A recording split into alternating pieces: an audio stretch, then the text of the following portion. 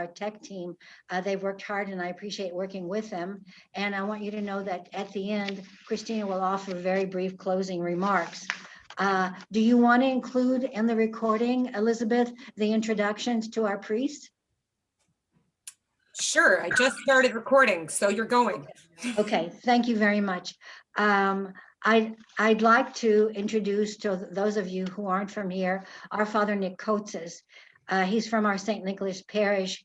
We're very grateful to have him as our spiritual leader. He was recently elevated to proto-presbyter and is also co-chancellor of the metropolis of Detroit.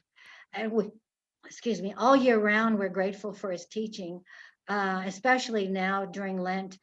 He offers Lenten messages, and after the three Lenten services, he offers lessons that are appropriate for the season.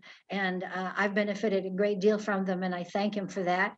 Also, we have a very full website with videos. I encourage all of you to visit our website and see the lovely things that we have to offer. Father Nick invited Father Michael in August, as he said, for our Bible study. And from Father Michael's participation, we have learned much. And this is our invitation to him, knowing that he has a great deal to offer. This promises to be a very interesting talk, which is Apostle to the Apostles, Women's Ministry, and the Resurrection. I want to now introduce our speaker, Father Michael Marcandoni. He is a priest of the Greek Orthodox metropolis of Detroit and is currently serving as the interim priest for Saints Constantine and Helen Greek Orthodox Church in Middletown, Ohio. Father Michael also serves the military community at Fort Campbell and is a veteran of the armed forces. He's a weekly contributor to the Orthodox Christian Network and is co-host of the podcast On the Battlefield. He and Presbytera Catherine have two children, Matthias 11 and Andrea 8. Please give regards from us to Presbytera Catherine. I want you to know that I follow Father Michael just very briefly.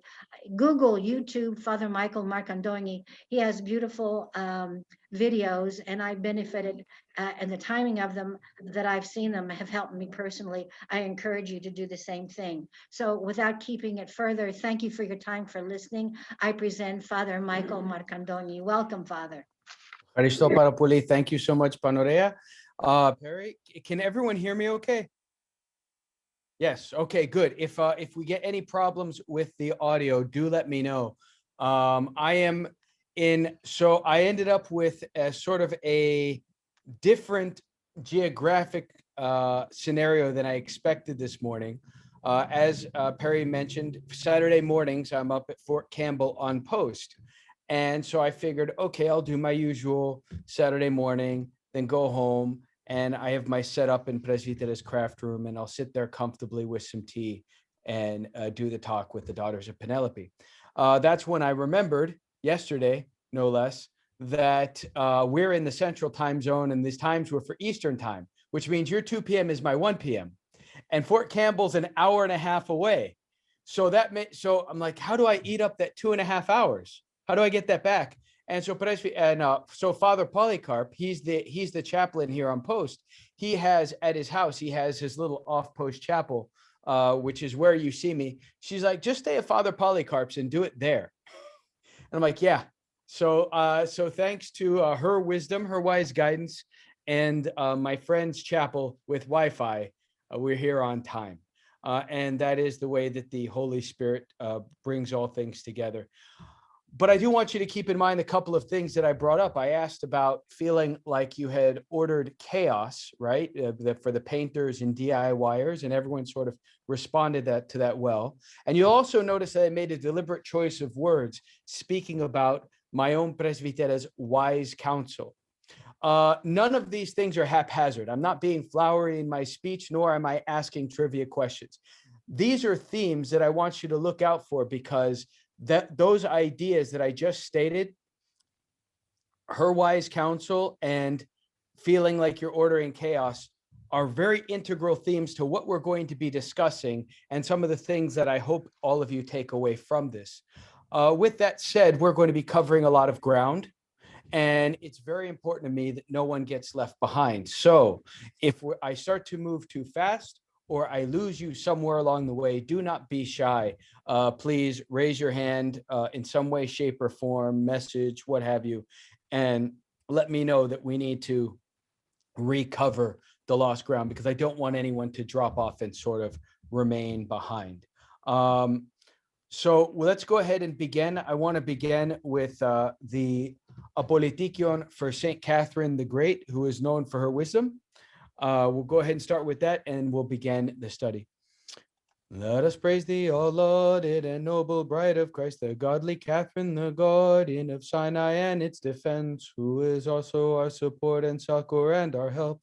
For by the Holy Spirit's sword she has silenced brilliantly the clever among the godless, and being crowned as a martyr, she does ask her great mercy for us all. Through the prayers of our Holy Fathers, Lord Jesus Christ, our God, have mercy upon us and save us. And it's also telling, because my friend Father Polycarp, right back here on his altar, he has some relics from her as well. So when Perry asked me to give a Lenten talk to all of you, and we were looking at the theme of the myrrh-bearing women, the women at the empty tomb, it took me a brief moment to sort of decide how to approach the topic, because as with anything, there's a lot that can be said, but you've got to say something that's a benefit to your audience.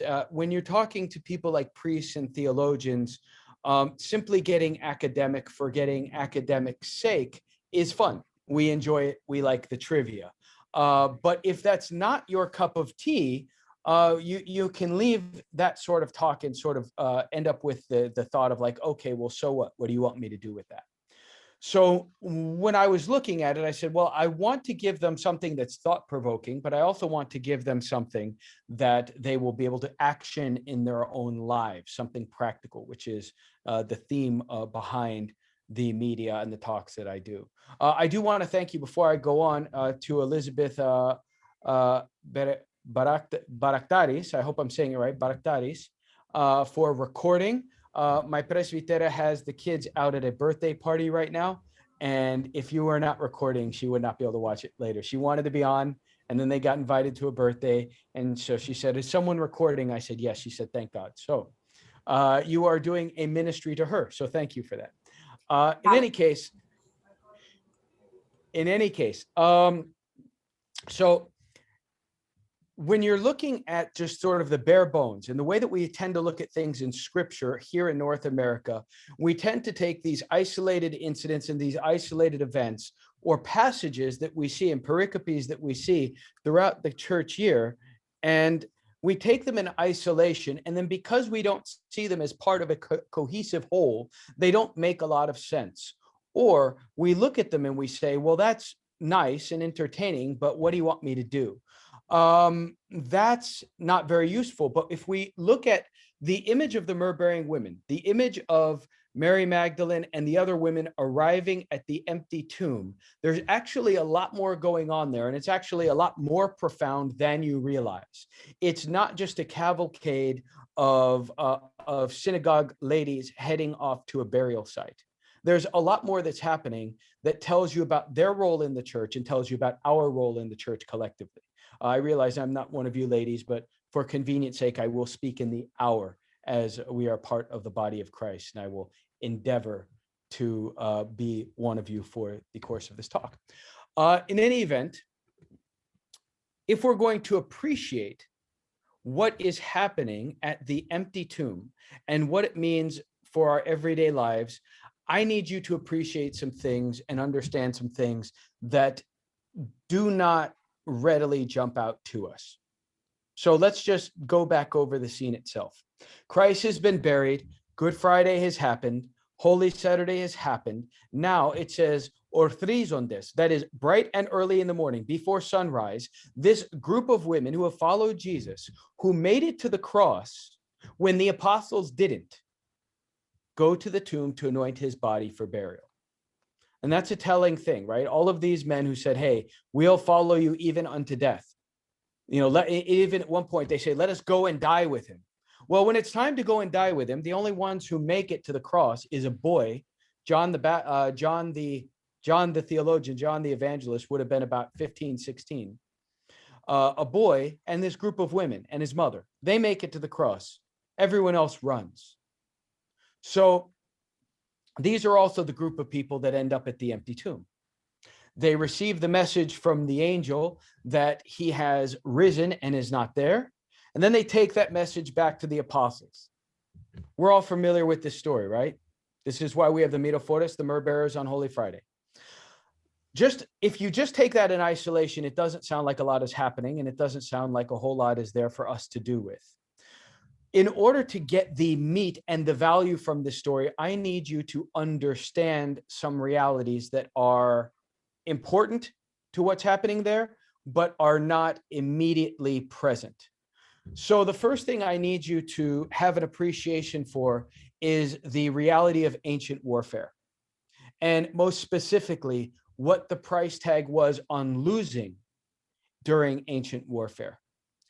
We have here in North America a great privilege in that, especially over the last 100 years, even though our country has been involved in a great many armed conflicts, they have pretty much entirely taken place on foreign soil, with the exception of the September 11th or Pearl Harbor. I don't know why I kept wanting to say Guantanamo Bay. It's not Guantanamo, Pearl Harbor, with the exception of like Pearl Harbor and September 11th. All the other action has taken place somewhere else, which means the destruction is somewhere else and the consequences are somewhere else. Kids could protest, say, the Vietnam War in the 1970s without being really afraid that if we should lose the conflict, suddenly invading Vietnamese troops are going to show up in Milwaukee. Like, you're not really worried about that. More or less, you expect that however things go on the other side of the world in whatever this armed conflict is, my life here is going to remain relatively stable and we can still go to the mall. That's not the way the ancient world worked. We also have another great privilege, and that is we live in an era that has such a thing as war crimes. We have laws governing what is permissible and not permissible to do in war. Throughout most of history, what we would consider wartime atrocities today were just standard practice. The wiping out of entire populations, burning down of cities, the selling of the captive population, all of which was just standard practice throughout most of history until about 150 years ago. That's very recent. So, what's the reality of ancient warfare? Well, the reality of ancient warfare is that once the walls of your city get under siege, you're going to live in constant fear, because if your side loses, there's real consequences. It's not just you lost and now we rebuild some things and we get life going again. If you lose, your cities will burn, your neighbors will die, your spouse will be killed, the women and children will be sold into slavery, the worst kind of slavery you can imagine. People will be mistreated in such a special way that they will wish they were dead. Your properties will be burned and confiscated. Your graves will be desecrated. All of this is standard par for the course consequences if you lose. So once the battle begins and once the troops head out, what is the best possible news you can receive? Because again, if you're back home and they're over there fighting and you're back home, you don't know if you're going to wake up to your house burning, literally. And it will be a merciful thing for you to die rather than survive in what awaits you after. What's the best possible news you could receive? The best possible news you could receive is victory, right? That you won. Your troops come back and let you know, we won, therefore everyone here survives. Your neighbors survive. Your grandmother survives. Everyone lives. Your kids might actually grow into adulthood. That's the best possible news. So why do I need you to understand? Why do I need you to understand this reality? Because this reality that was just understood as par for the course of day-to-day history in the times of the apostles colors exactly what the myrrh-bearing women are going to be sent out to do. You see, the word for the message of victory, or the message that was sent back that victory had occurred, notice what I called it, the best possible news. So there was a specific term Zoom. It's on Zoom. It is, Father Angelo, yes. Hello, good to see you, my friend. Hey, how we doing? Doing great. No, we're not. Sorry to be late here. You're okay, man. Don't worry. Just grab some coffee, take a seat, hit that mute, and we're ready to go. All right. Awesome. Thank you. Okay. So there is a word for that best possible news of victory. The best possible news of victory that would arrive was called the Evangelion.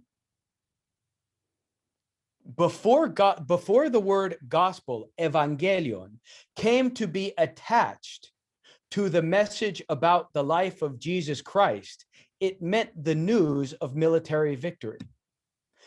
The second part of it, angelion or angelos, means a message or a messenger. The Ev at the beginning isn't just good. Father Nick Triandafilu, who was the president of the seminary while I was there, pointed out to us that the Ev at the beginning of Evangelion didn't just mean good. It was superlative. It meant best. So before it gets attached to the message of Jesus Christ, the news that you have survived and that your civilization will not be burned down and you've won the battle is the Evangelion. It is the news of military victory. Now, who do you send to go deliver that message? Well, the herald that you choose to send your message of victory is actually very important, because there's a couple of things they're going to face. First off, there is a big difference between the decisive battle of the war and the end of fighting. The history of warfare tells us that long after the war has been decided and the decisive battle has been fought, fighting continues out in outposts and outskirts. If you look at World War II, the fighting in the Pacific Theater continued on long after the culmination of the fighting everywhere else. And there is a sense on the part of the loyalists of the losing side that maybe, just maybe, they can turn the tide and snatch victory from the jaws of defeat. So you definitely want to stop the Evangelion from arriving. You definitely want to stop the news of victory from arriving at the other population side. Why? You don't want them to be bolstered. You don't want them to rally around it. If anything, you'd like to demoralize them and keep them guessing farther. Whoever you give that message to in order to deliver it has to have some qualifications. The herald of this message, of this Evangelion, this news of victory, has to be trustworthy. They have to be able to deliver the message as the king has intended it, as the commander has intended it. They also have to be sufficiently strong in order to survive the journey, because they will be a target for the losing side. The losing side will seek to stop them so that the news of victory does not reach the population and they can keep the fight going and hope to scramble and turn it around and rally at the last minute and be the heroes who pull victory from the jaw of defeat. So you want to stop the messenger. You want to stop the messenger big time. So up until this point that we're speaking about at the empty tomb, God has sent very specific messengers. When we're looking, when you look at Paul in Hebrews, he says, if the law given by angels at Sinai was valid. By the way, that's Paul referencing a description of the giving of the law that doesn't occur in the Old Testament.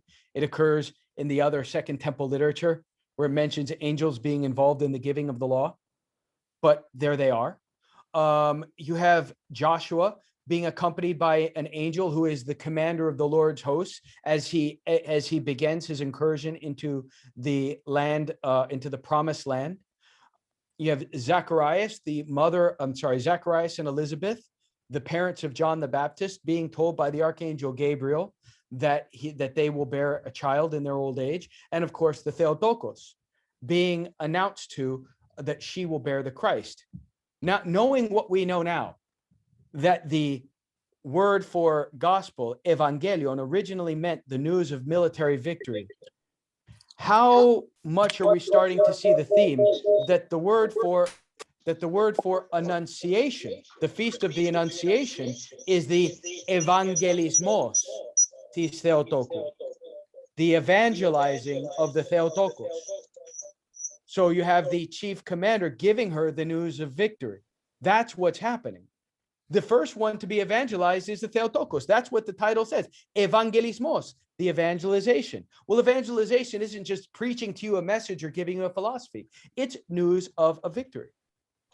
But look at the individuals that God is sending in each of these cases, even or to save Daniel from the lion's den, or the holy three youths from the furnace. He's sending angels. Angels are not, if you look in scripture, they're not what appears in Renaissance art. They're not these sort of winged, fluffy, soft creatures.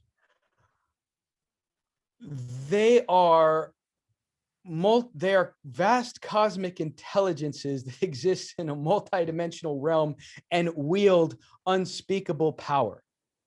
Most of the time when they show up in scripture, things die. Go ahead, look back in the scripture and see what happens most of the time they show up. Lots of people die. Whole cities get wiped out.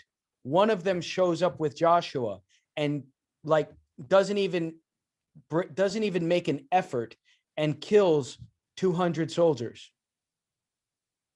They show up places and people die.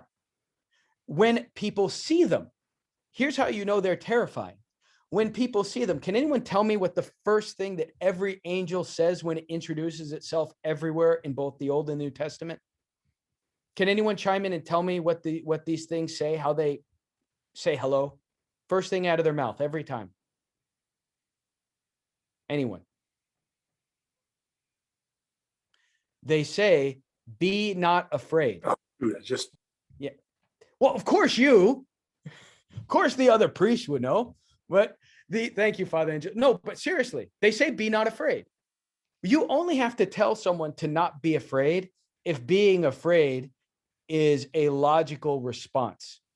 If we're all sitting in church, if we're all at a church picnic and someone brings their golden retriever puppy and the puppy starts running around and I start yelling to you, "Be not afraid," you're going to look at me like I've lost my mind. There's nothing to be afraid of unless you have a phobia of puppies. No one's scared of a golden retriever.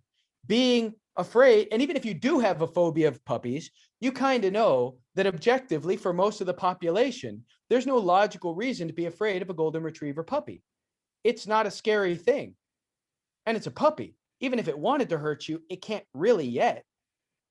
However, when angels show up, the first thing they say is, "Be not afraid," which means you should probably be afraid under most normal circumstances. That's not what appears in Renaissance art. The few descriptions we do have them, they're given anatomy and appearances that bear no resemblance to anything that we conceive of in our day-to-day life. So to deliver his message, God consistently sends these vast cosmic entities that wield unspeakable power. Until you get to the moment of the empty tomb. Once you get to the moment of the empty tomb, he does something else. Instead of sending one of these entities, he sends these women. If they're the herald, remember what we just said about the herald who carries the evangelion, the herald who carries the message of victory? They're a target. They become a target for whatever remnant is left of the enemy. And so they have to be strong enough to withstand the attacks of the enemy and get to wherever their designated goal is and deliver the message faithfully. They have to be strong enough to do that. If I asked you what would be better if we had an invading force that was trying to get into Detroit, Michigan, and I told you that we could send the news of victory with a group of Central Intelligence Agency operatives armed to the teeth with bulletproof vests, or we could get Cheryl from the PTA and a couple of her buddies. Who are you going to send? For some reason, God chooses the women. He could have sent Gabriel again, right? Gabriel's name means the power and might of God. Gabriel, the power of God. We know that these cosmic entities can oppose each other. When you look at the book of Daniel, Gabriel comes to Daniel with a message, and he says, "I was delayed because I was engaged in a conflict with the prince of Persia until your patron, the archangel Michael, came to my aid and defense." So we know. Hello, please hit mute. So we know that these beings have conflict with each other. We know that they can delay each other. If they're capable of doing that on such a large scale, why wouldn't you send one of them to the apostles and make sure that the message gets there? Except that God believes that these women are the best candidate for the job. More than any cosmic entity, more than any angel, more than some interdimensional being wielding vast power, he sends the myrrh-bearing women. So why? I think do we have your interest now? So why? Here we have, so here's what we said about ancient warfare. The decisive battle's been done. That's Holy Friday and the empty tomb. Death has been put to death. And make no mistake, the motif of battle is the one that you find all throughout Scripture. We're going to turn to Genesis in a moment, and you're going to see that. But look at what Jesus said he came to do. Jesus said, "Behold, I came," in John's gospel, Jesus said, "Behold, I came to abolish the works of the devil. Behold, the ruler of this world comes, and he has nothing in me. Now the prince of this world is cast out." And St. Paul later in his epistle will talk about and say, "Before you were held under bondage to the elemental powers, the Psyche, but now that you have been set free, why would you come under bondage to them again?" And again, elsewhere in another one of his epistles, he says, "Christ has put death to death, and released all of those held in captivity to him who had the power of death, that is the devil."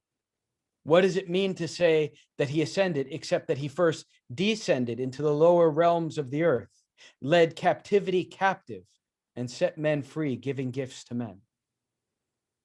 What is the consistent theme throughout all of those passages?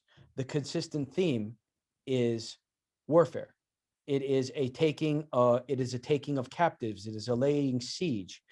The idea throughout Scripture is that the world belongs to God. The earth is the Lord's and the fullness thereof, but it finds itself under the tyranny, under the illegitimate tyranny of corrupt, rebellious spiritual powers.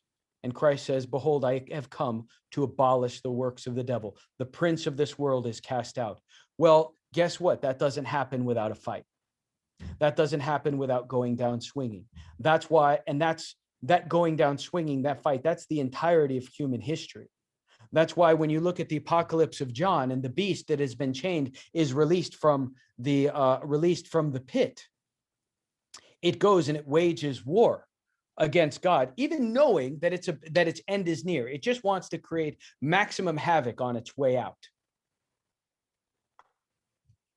So the motif of a vast spiritual battle is not something that Father Michael is just making up. That's the motif that Jesus sets forth, that he has come not to teach us to be good and decent citizens and not to teach us to be nicer or kinder.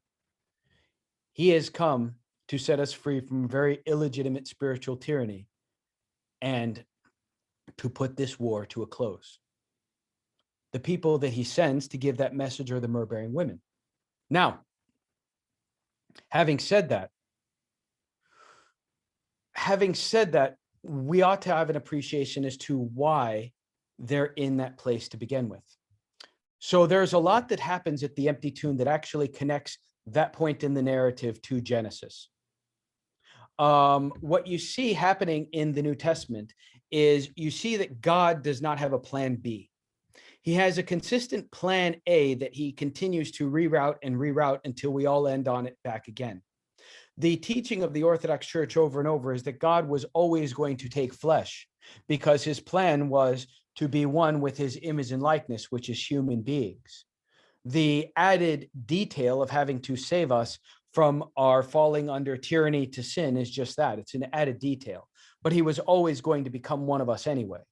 That results in the phthonos, the envy of the devil, which is what starts the war to begin with. Now, so we see some things happening in the at the tomb that clue us into what's important here. So Paul calls Jesus's ministry, he calls it the anakenosis, or the reheading. He says that Christ is the new Adam, that the first Adam was a fleshly spirit, but was a fleshly man, but the second Adam, Christ, is a life-giving spirit. And so we start to see all these things reheaded in Christ. So what you begin to see once you get into the salvific work of Christ here in the New Testament, what you begin to see is you start to see things returning to what God had intended them to be in the first place, which means that our roles as his image and likeness start to get returned to what he had intended in the first place. So that means in order to understand what the myrrh-bearing women and why the myrrh-bearing women are the best choice to take that message to the apostles, and why I spoke about my wife's wise counsel, we have to look at Genesis and we have to look at the book of Proverbs, believe it or not. Those two places are going to give us the information that we need. So what happens when you look at Genesis? So Genesis is another one of these things that doesn't read the way most of us think about it. If I were to ask most of you, and I'll tell you what I bet is the case, and you can all raise your hand that you agree or that you don't. If I were to ask most of you, what happens in Genesis? You'd say, well, there was nothing, and then God created everything, and the world was a paradise called Eden. And in that paradise, God made Adam. And then Adam named some animals, and he was by himself. So God makes Eve. Then they get tricked by a serpent and find themselves outside of paradise. And now we have a problem of death and sin. Is that pretty much the way? Show of hands if that's kind of the way we're used to reading Genesis. Great.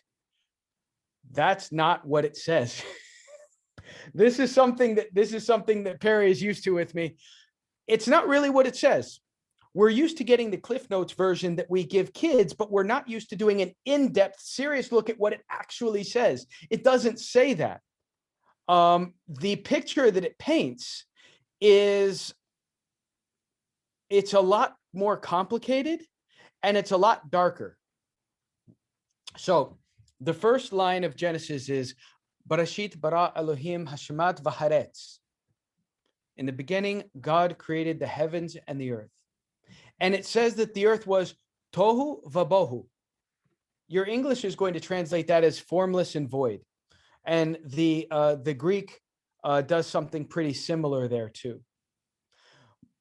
But it's because the terms tohu vabohu are really hard to render. So the ancient world, and you have to understand this is going to get into by the way, we're closing in on the comments I had about ordered chaos. For those of you who are wondering what in the world that had to do, the DIY stuff had to do with anything. The ancient world didn't have a word for nothing.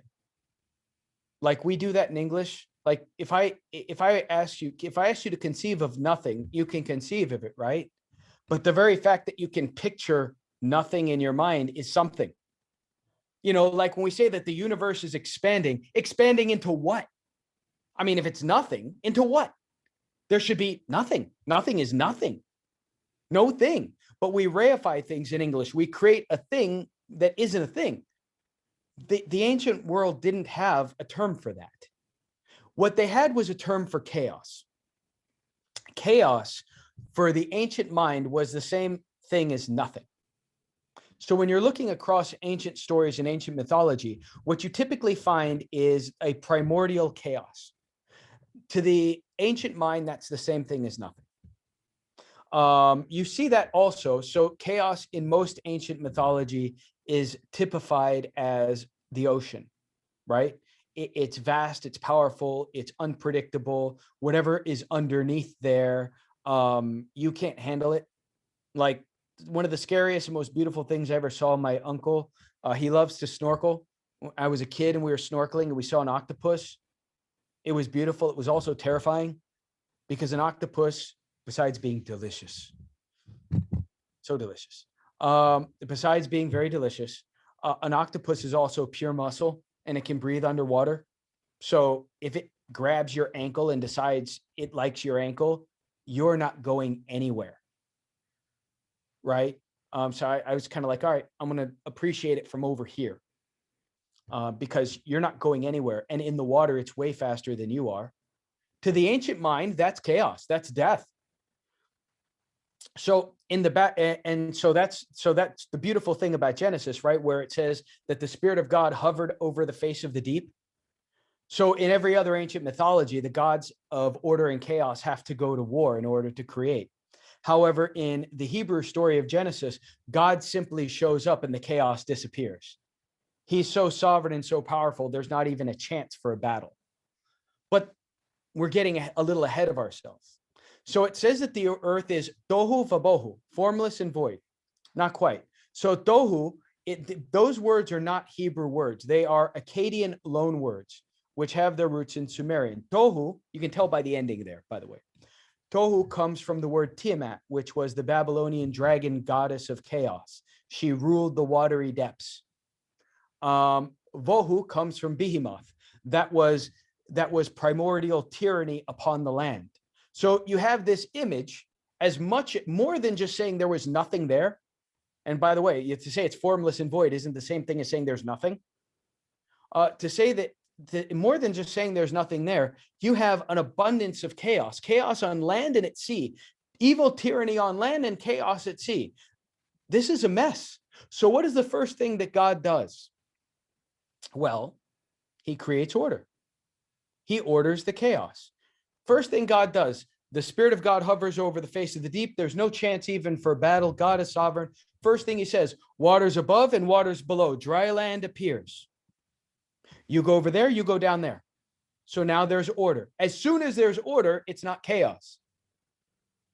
And everyone who has been doing DIY and painting and everything, you know how good that feels. That's the first step to creating.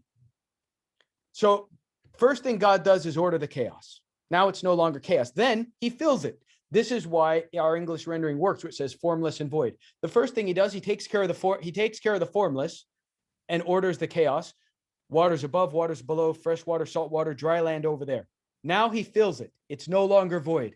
Stars, plants, animals, trees, fish, insects. Now it's no longer void. It's not formless. It's not void. And finally, we get to the human beings. And this is where things really get good. Remember where I said that the way we think of Genesis is the world was this paradise known as Eden, and God makes Adam and Eve there? That's the exact opposite of what Genesis says. It just shows very often we hear about these stories, but we don't read them. What Genesis says, and by the way, up until this point, both in the Greek and in the Hebrew, the word for man and woman specifically, ani rengini, ish and isha, doesn't appear until after Eve makes an appearance on the scene. The word that's used consistently up until that point, both in Hebrew and in Greek, it's anthropos, and in Hebrew it's hadam, which just simply, which both case means a human being, a human person. So up until this point, so all of you ladies, right? Even though you are ladies, you would not say "Είμαστε και άντροι," we are men. You wouldn't say that. But you could say we are anthropi, we are human beings. You could say that. And Father Nick and I and the men, we could get together and say we are anthropi, human beings. So that's the word that's being used up until this juncture. So what it says is God says, let us make man and woman in our image and likeness. And it says that he forms the anthropos from the dust of the earth and breathed life into it. Now look at the series of events. He forms the human being from the dust of the earth, breathes life into it. Then the text says, then he planted a garden eastward in Eden. East of what? We don't know.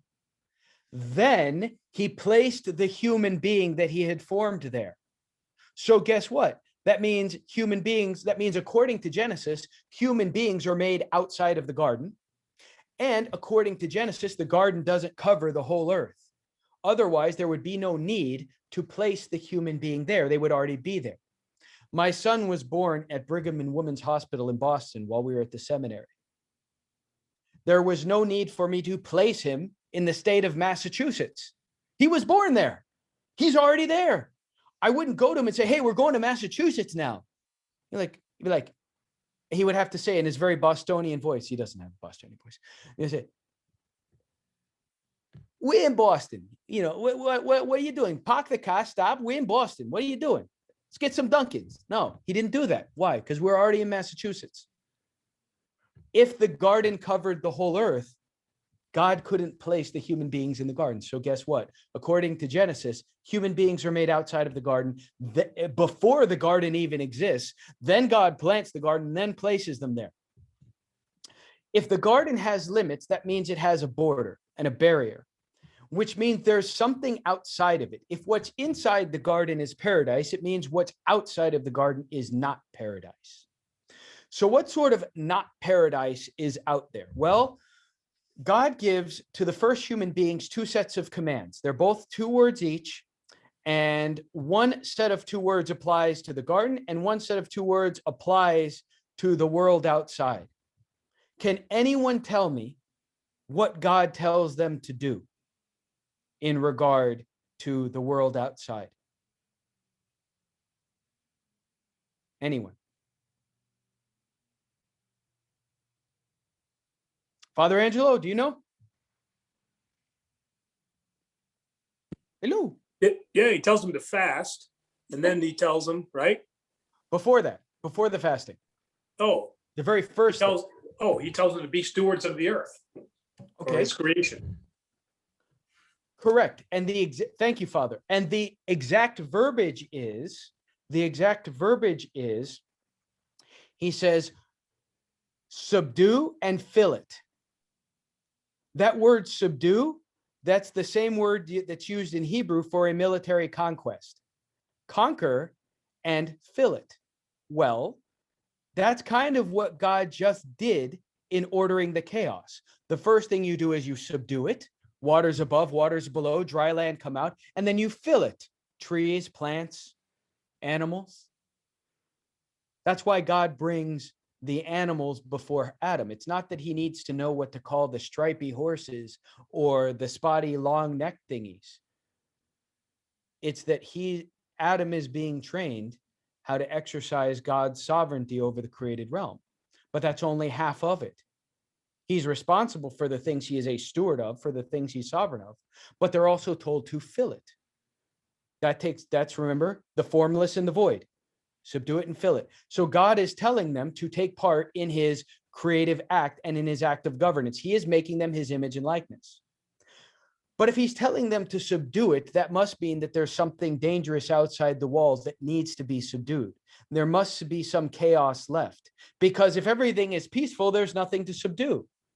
He doesn't tell, even Christ at the Sermon on the Mount doesn't tell them to be peace maintainers.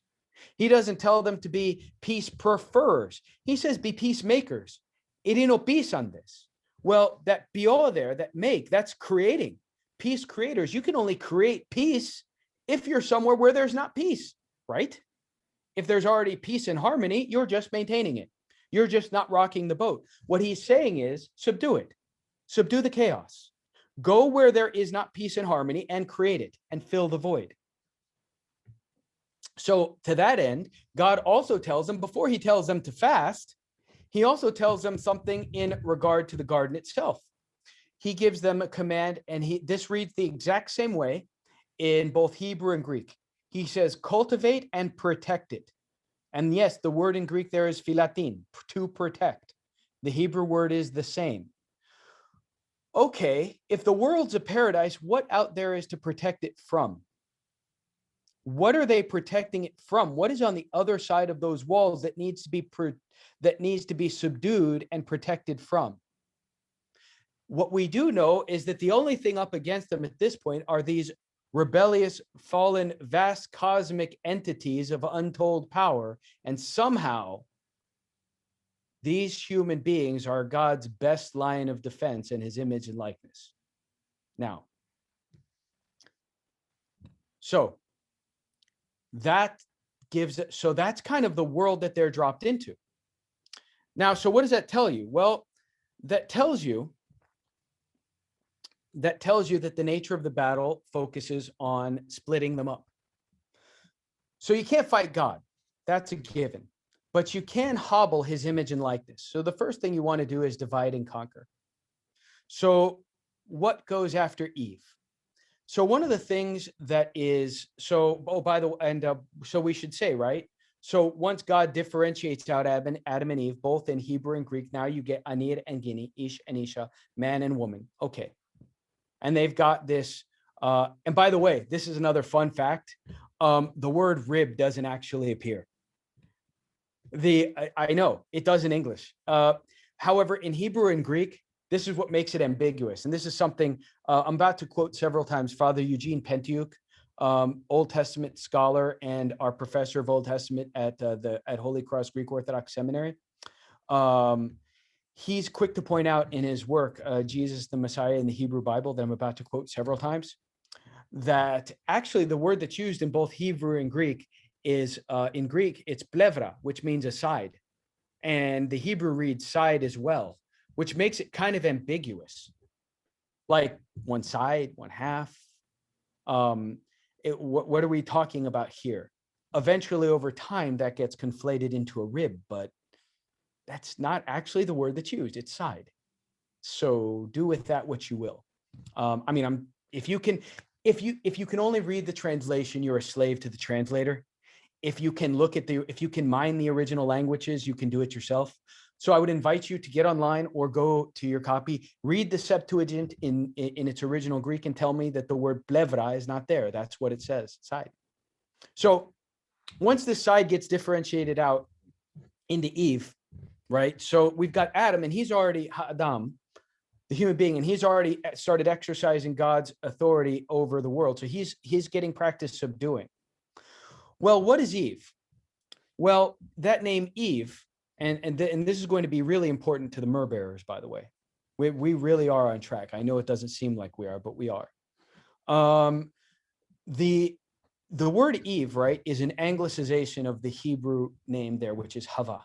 And it says he called her Hava because she was mother of the living. Hava is Hebrew for life. So life, the one who gives life. So once again, when you open your Greek Septuagint, it says Zoe. She was named Zoe because she was the mother of the living. Zoe, life. That's what she's named. So you can see even here in God's training of human beings that they're being fitted to expand Eden, to go out and expand God's created work, to continue to order and fill the chaos, to order the chaos so it's no longer chaos, and then to fill it. So Adam is being trained by God in how to subdue the chaos. He's naming the animals. Eve is brought on, and there she is to fill what has been ordered. So it's a very clear military picture. In fact, if you look at military training environments, they have a lot in common with Eden. A military training environment is an idealized, self-sufficient, self-contained sphere that you don't have to go outside. You get clothes given to you, you get food given to you, you get medical care given to you. You have stricter rules because you need to learn some disciplines you don't know, and nothing can get to you except by design or plan. Nothing comes through the walls, right? Well, I mean, how are we speaking about Eden? It's got barriers, but nothing gets through it. They're given food, shelter, clothing. God is teaching them how to be human beings, fill and subdue the chaos. It looks a lot like boot camp, actually, if you think about it, especially when you consider that what's on the other side of those walls are rebellious, vast cosmic entities wielding unspeakable power. Now, so what gets to Eve? So Hebrew is a fascinating language. This is going to be one of the few parts where I go my separate ways with the Septuagint. Before we go on, do I have any questions? I'm about to get into some heavier stuff and link it back to the myrrh bearers, but I want to make sure I'm not losing you. Do any ambiguities to clear up so far? No? Awesome. Okay, so what sort of thing gets to Eve? That's a real question. You're used to hearing about a talking snake. It's kind of right, kind of not.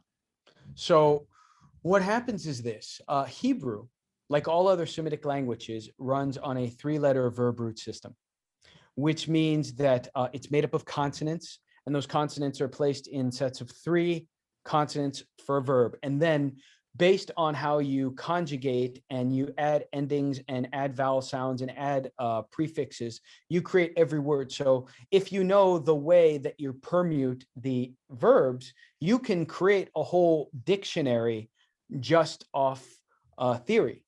And you're going to get most of the words right. There's exceptions, but most of them follow really predictable rules. That also means for any set of consonants, there may be a variety of perfectly legitimate vocalizations and pronunciations. So Hebrew was written without vowels. So how do you know which of those vocalizations is correct for a whole text, for a whole 1,000 pages? You've got to be really intimate with the material. But what that does is it allows you to have several layers of meaning on top of each other that are all true at the same time.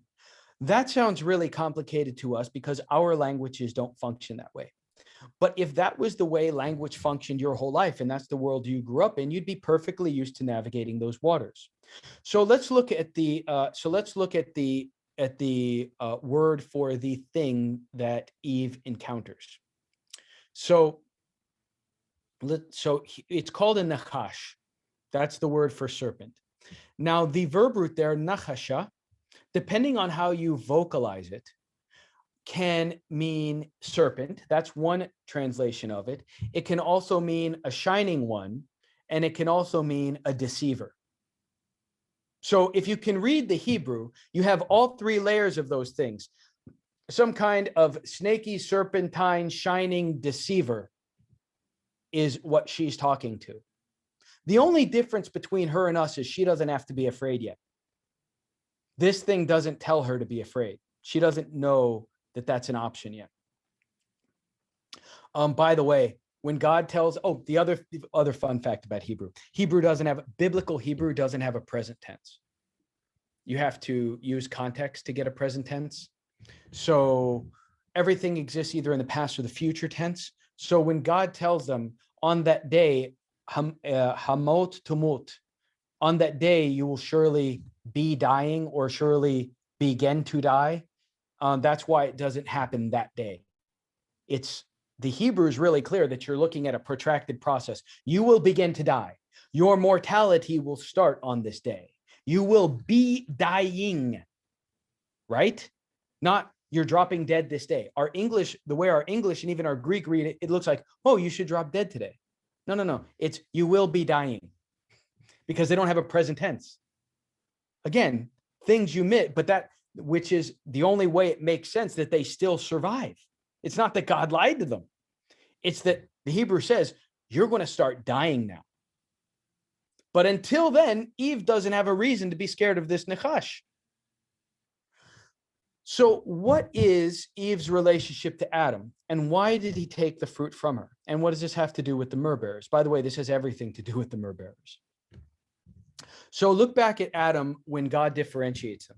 This is where I have to part ways with the Septuagint for a brief moment.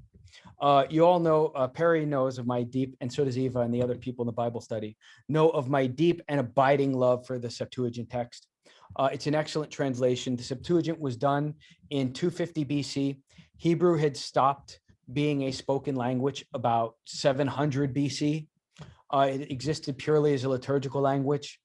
Jews could speak Aramaic, but they were worshiping in Hebrew. That's like being fluent in Italian, but worshiping in Latin. You're going to pick some things out. It's definitely a cousin, but it's not the same thing. And by the time you get to Alexandria, Egypt, these Jews are speaking Greek. So now it's not even the same type of language, and it's completely unintelligible. So they say, let's translate this text into a language we understand. And they do. And that is called the Septuagint. And what's beautiful about the Septuagint is it's not just it's a theological, it's a hermeneutical translation, meaning that at many points they give us the meaning or the theological meaning of what's being said, and not necessarily just the lexical one, but they're also reverent enough to just leave things alone when they need to be left alone. So like one of the things that they just leave there, for example, is the fact that I brought up where it's like, where it says ha'adam, it uses anthropos, human being. And then when it switches to isha and isha, it's the Septuagint switches to an erengini, man and woman. And by the way, the use of, remember how I said Paul calls Adam, Paul calls Christ the second Adam? Someone chime in. This is a question here. So we're coming up on Holy Week soon, couple weeks. At Jesus's trial, how does Pilate introduce Jesus after he's put the crown of thorns on him and the robe? What does Pilate say? Nellie's saying it. Nellie, unmute yourself. Go ahead. What did he say? You're on mute, Nellie. Sorry. Go ahead. The Jews. No. All right. So before that, what does he say? How does he describe Jesus? Okay, Irene, you typed it in. Now say it out loud. What is it? So Irene, say it out loud in Greek though. Oh, and behold the man. Right. He Oh, says Greek? in Greek, he says what? I don't know. He says, behold the man, right? But he says specifically, idouo anthropos. Behold the human. Right. He could have said, idouo anir. Look at the guy. He doesn't. He could have said this a variety of ways, but he chose anthropos. If God can use Balaam's donkey for prophecy, he can definitely use Pilate unaware. Pilate has no idea that he's specifically calling the second Adam by the same term that God calls Adam in the first place. Behold the anthropos. This is what the human being's supposed to look like to begin with. Never caught that, did you? It's an important thing. It ties all of these things together in a cohesive whole. But thank you, Irene, for knowing exactly where we were going in the English. I have a question. Okay, go ahead. So in that case, Pilate was giving him, so to speak, the benefit of the importance of being a man and not just the guy. I don't think Pilate had any sense of the ramifications of what we were doing. I think this is one of those cases where God prophetically made use of his actions, willing or nilling. Pilate was not on Jesus's side. He was on his own side. So I think we can draw conclusions to what God did with that moment, but he wasn't like an active participant in it, if that makes sense. Which is great. That's actually great news for all of us, because if Pilate's foolishness can still be used by the Holy Spirit, then imagine what he can do with our foolishness. Like, I mean, if Pilate is not off limits for God to use, even in his most wayward hour, then our most wayward hour is not off limits for God to use either. Food for thought. So So God gives the anthropos, he has him start subduing the chaos and naming the animals. So then he says, it is not good for man to be alone upon the earth. Unfortunately, this is, oh, and by the way, another place where the Septuagint is great, like, because almost 90% of the time when the New Testament quotes the Old Testament, it uses specifically the Septuagint edition. So like the word for, in Matthew's gospel, where it says, the virgin shall conceive and bear a child, that says specifically Septuagint. The Hebrew word there is not virgin, it's alma, which means a young girl. Now, in modern English, that sounds dissonant. In an older English, you could actually get away with that. So the word alma in Hebrew has a sense of being a young girl prior to being of marriageable age, but she's getting close. And you would presume her virginity because of her age and state of life. We used to have a word for that in English. It was maiden. Like if you spoke of someone being a maiden, she was a young girl, not quite marriageable age, but probably will be soon. And that survives in our modern English as your maiden name, right? Before you get married, your premarital name is your maiden name, even though most of us aren't married when we're 12 or 13. So we used to have a word for that in English, maiden. So alma is maiden. But the question becomes, when we look for the Messiah, are we looking for someone who's just young, or are we looking, are we looking for something else? Well, the Septuagint makes it clear. They're like, yeah, the age isn't the part you need to focus on. The part you need to focus on in identifying the Messiah is the parthenos. It's not just that she's young maiden, she is parthenos, she's a virgin. That's what's going to give you the clue. So when the Septuagint writers translate it, they go with parthenos. They could have said young girl in Greek. There's a word for that, but they didn't. They went with virgin. They made it very specific. That's the element. That's some of the strength of the Septuagint. But when we're talking about Adam and Eve, the Septuagint has one big problem. So when God says, let us make a helper fit for him, indeed, the Septuagint does read, God says, let us make a voithos, a helper. That doesn't give you a really good picture of what's happening here. And it also doesn't explain why in the world Adam would just take fruit from her, and why the serpent would be talking to her as opposed to him. The Hebrew doesn't exactly say helper. So once again, Father Eugene Penteuk in his book, Jesus the Messiah in the Hebrew Bible, available from the bookstore at Holy Cross Greek Orthodox Seminary and School of Theology, for those of you wanting to make the purchase. Anyway, I don't get royalties, by the way. In any event, the word used here for what God is going to make for Adam is not an assistant. It's not a voithos.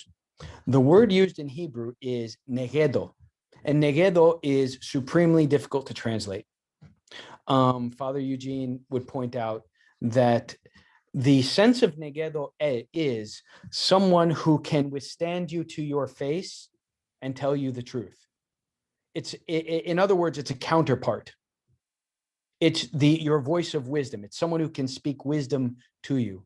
Someone with enough wherewithal to stand nose to nose and tell you wisdom and speak truth to you. So guys, remember what I said earlier about my wife's wise counsel in doing the talk here from Father Polycarp's chapel, as opposed to trying to drive an hour and a half and beat the clock and ordering the chaos? When you start to see these things fall into place, this is what I'm talking about. So when God says that he's going to make what for the anthropos, what does he make out of his size? He makes a negedo, a counterpart that can speak wisdom to him. And she is the mother of life. She is Zoe.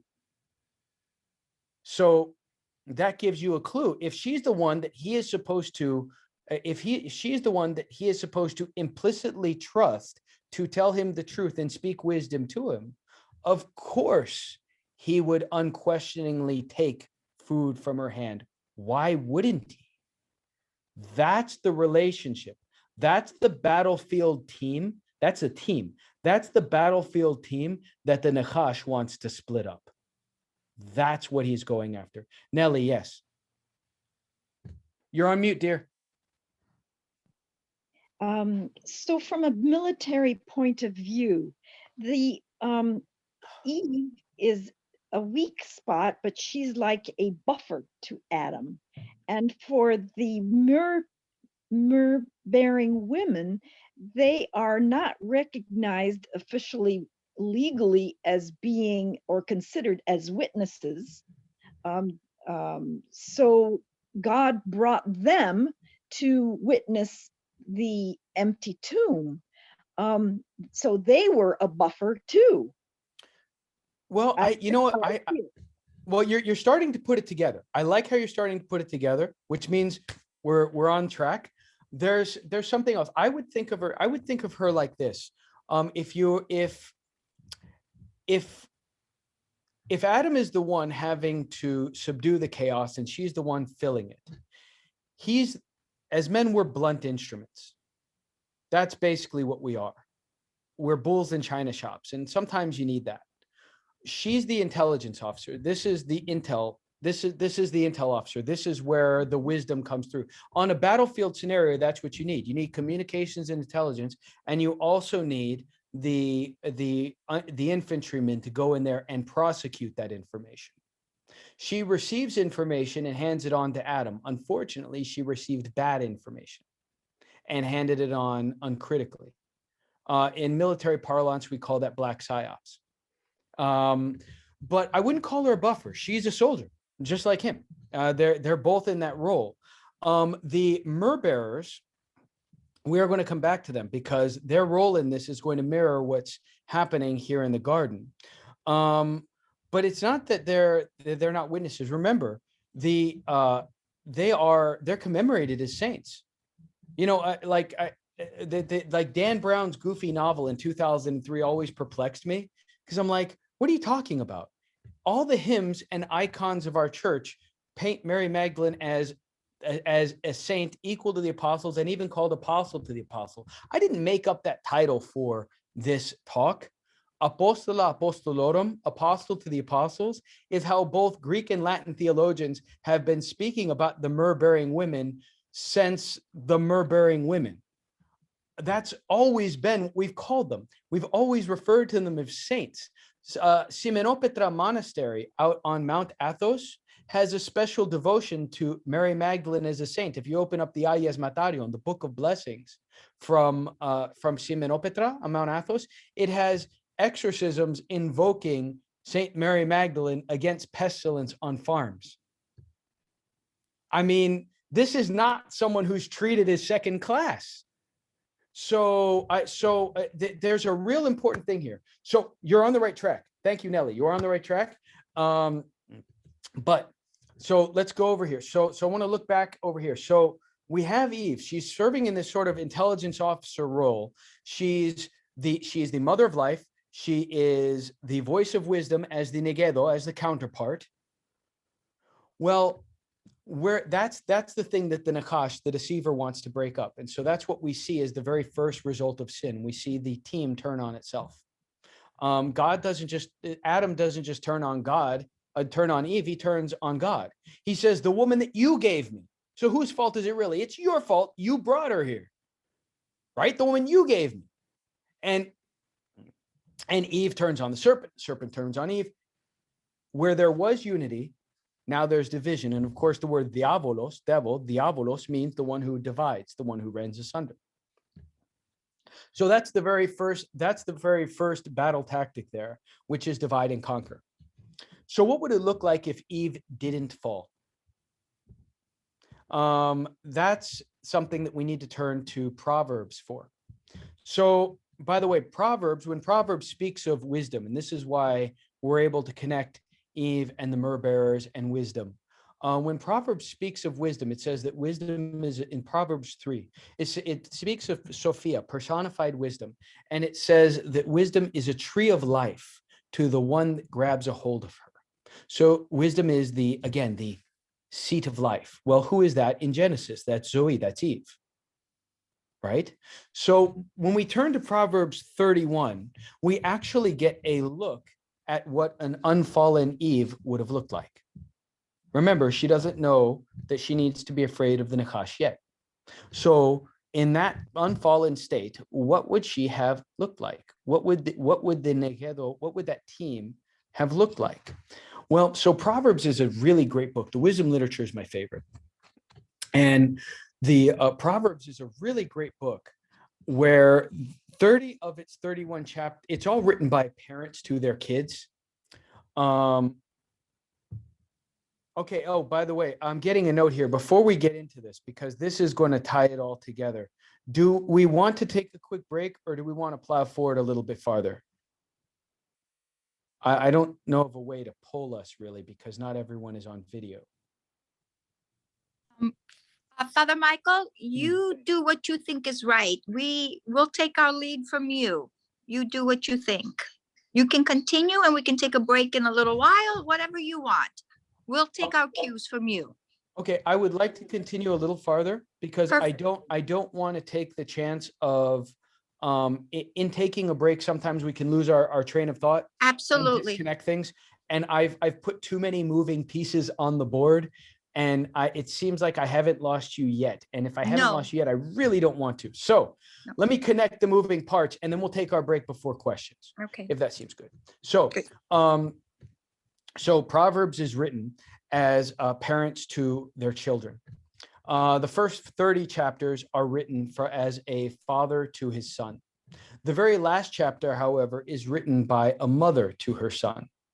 It's the queen, and she's writing to her son, and she writes to her about what in English is called the ideal woman, but in the text properly says a virtuous woman.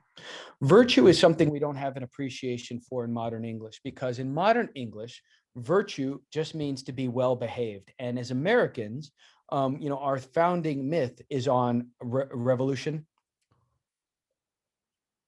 Like if you have a movie, if Americans make a movie and and one side is the rebel forces and the other side is the empire, guess which ones the good guys are all the time?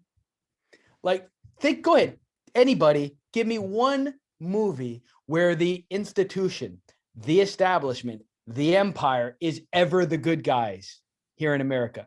Can't think of one? No. It's always the rebel forces, always, because we're Americans. That's what we value. That's who we think is by default on the side of good. It's part of our founding myth. Most of history would not have agreed, by the way. They would have seen the rebels on the side of chaos. And remember, in the ancient world, chaos is the same thing as death and evil and nothingness.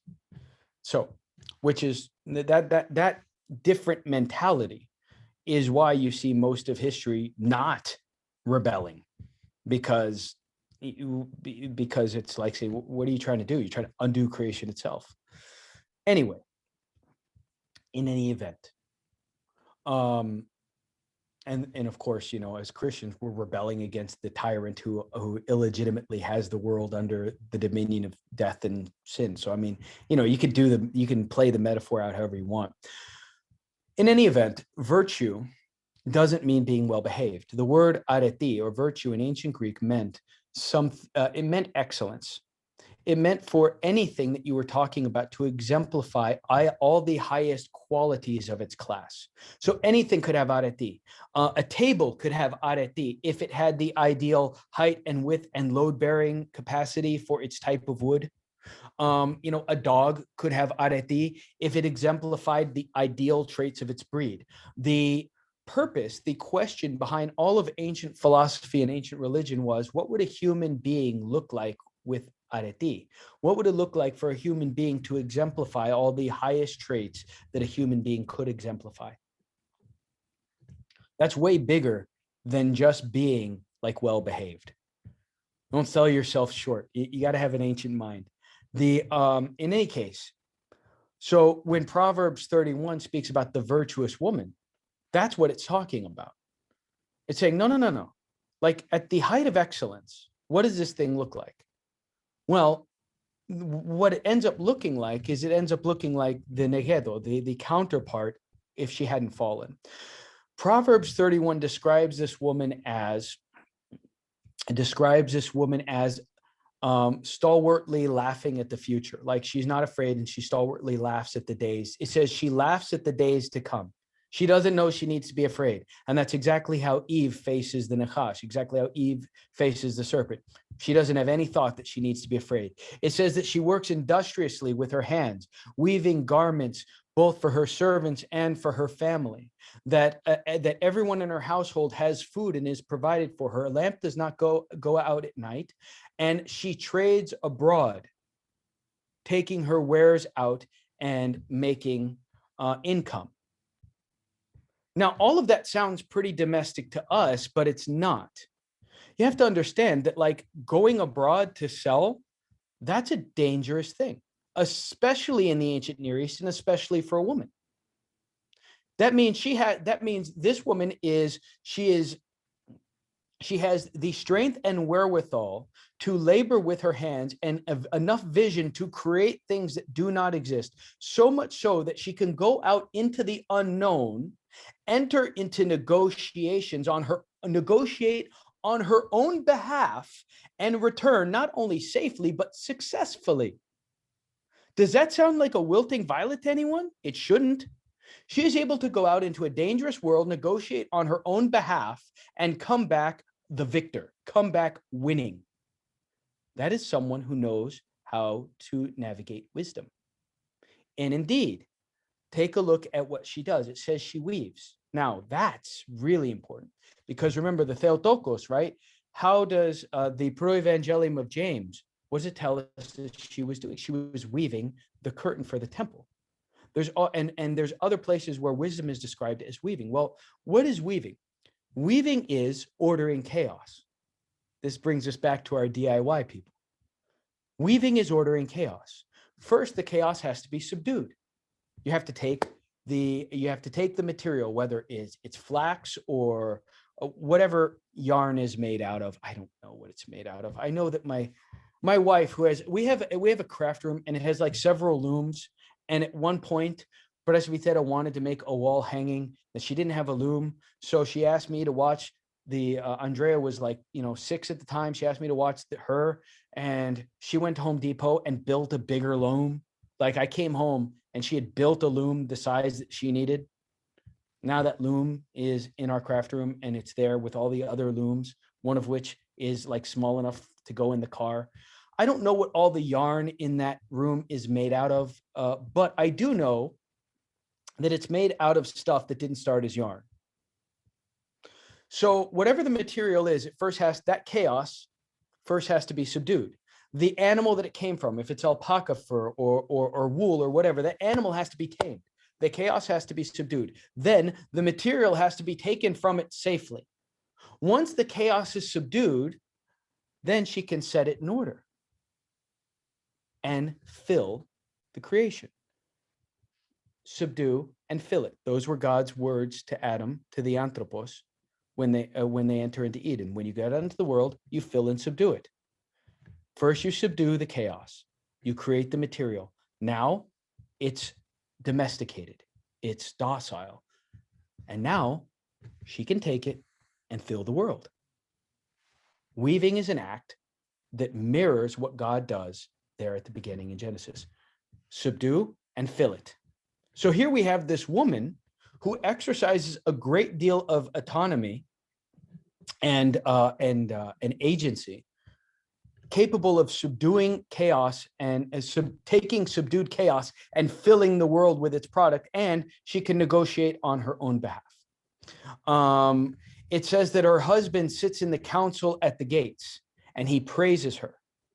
So again, this brings us back to Adam and Eve. So we talked about the gates, we talked about the walls, the fact that paradise, according to Genesis, had borders, which means it has walls.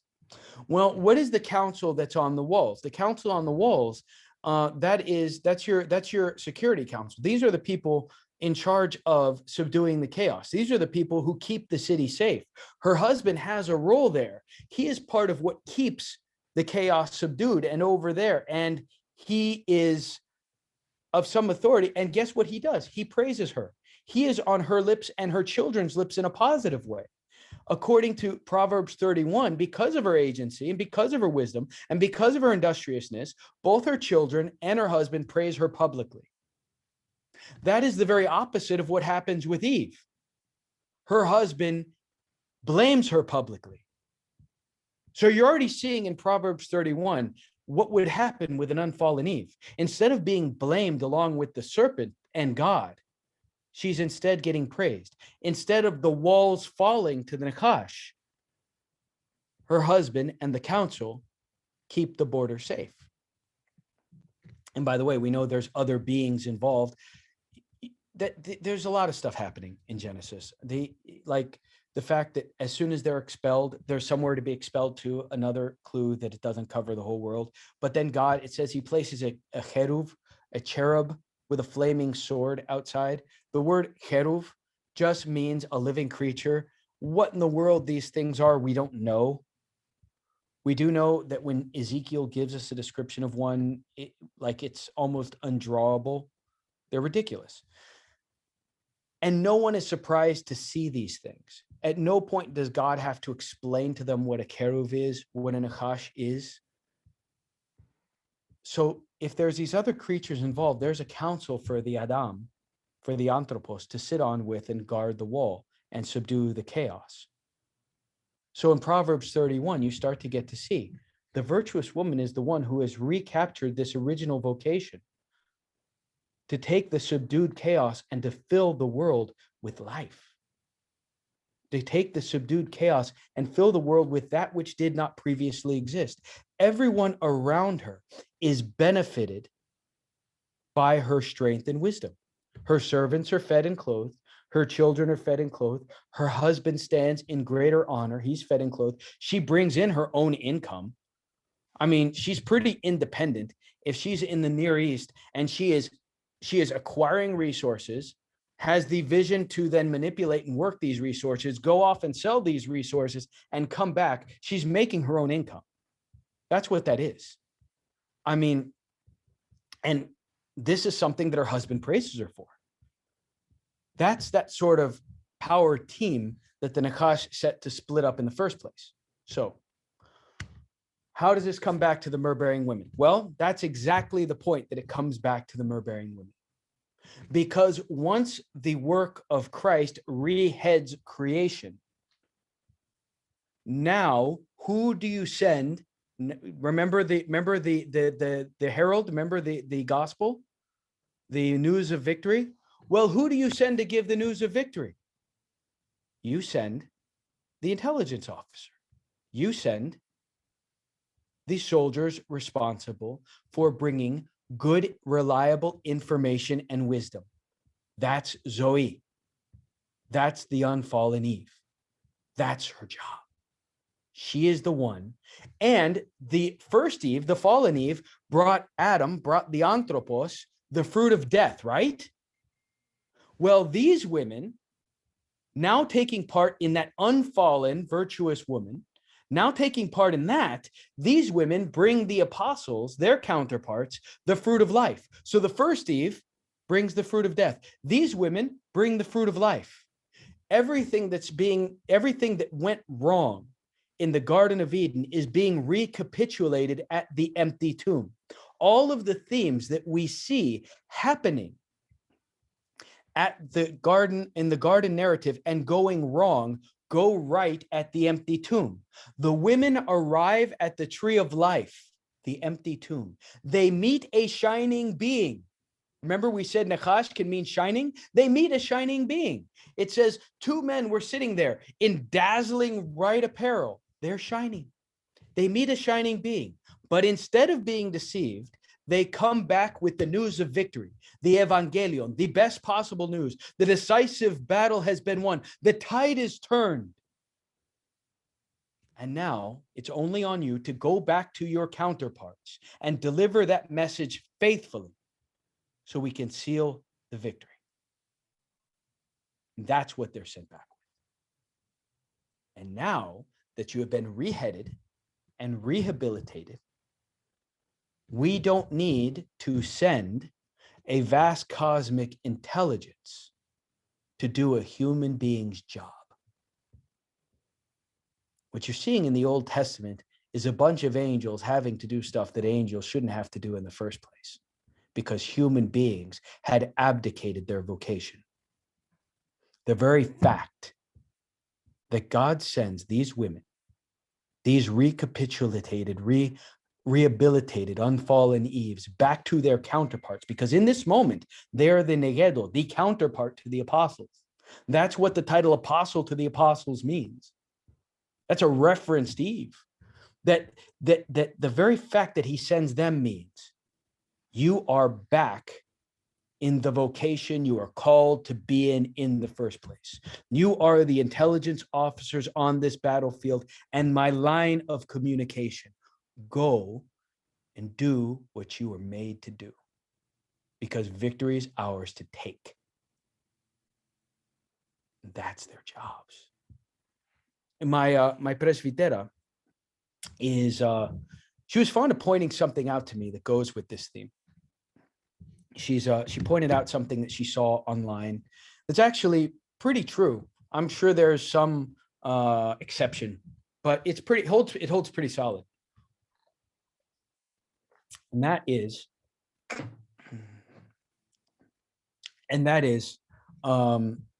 when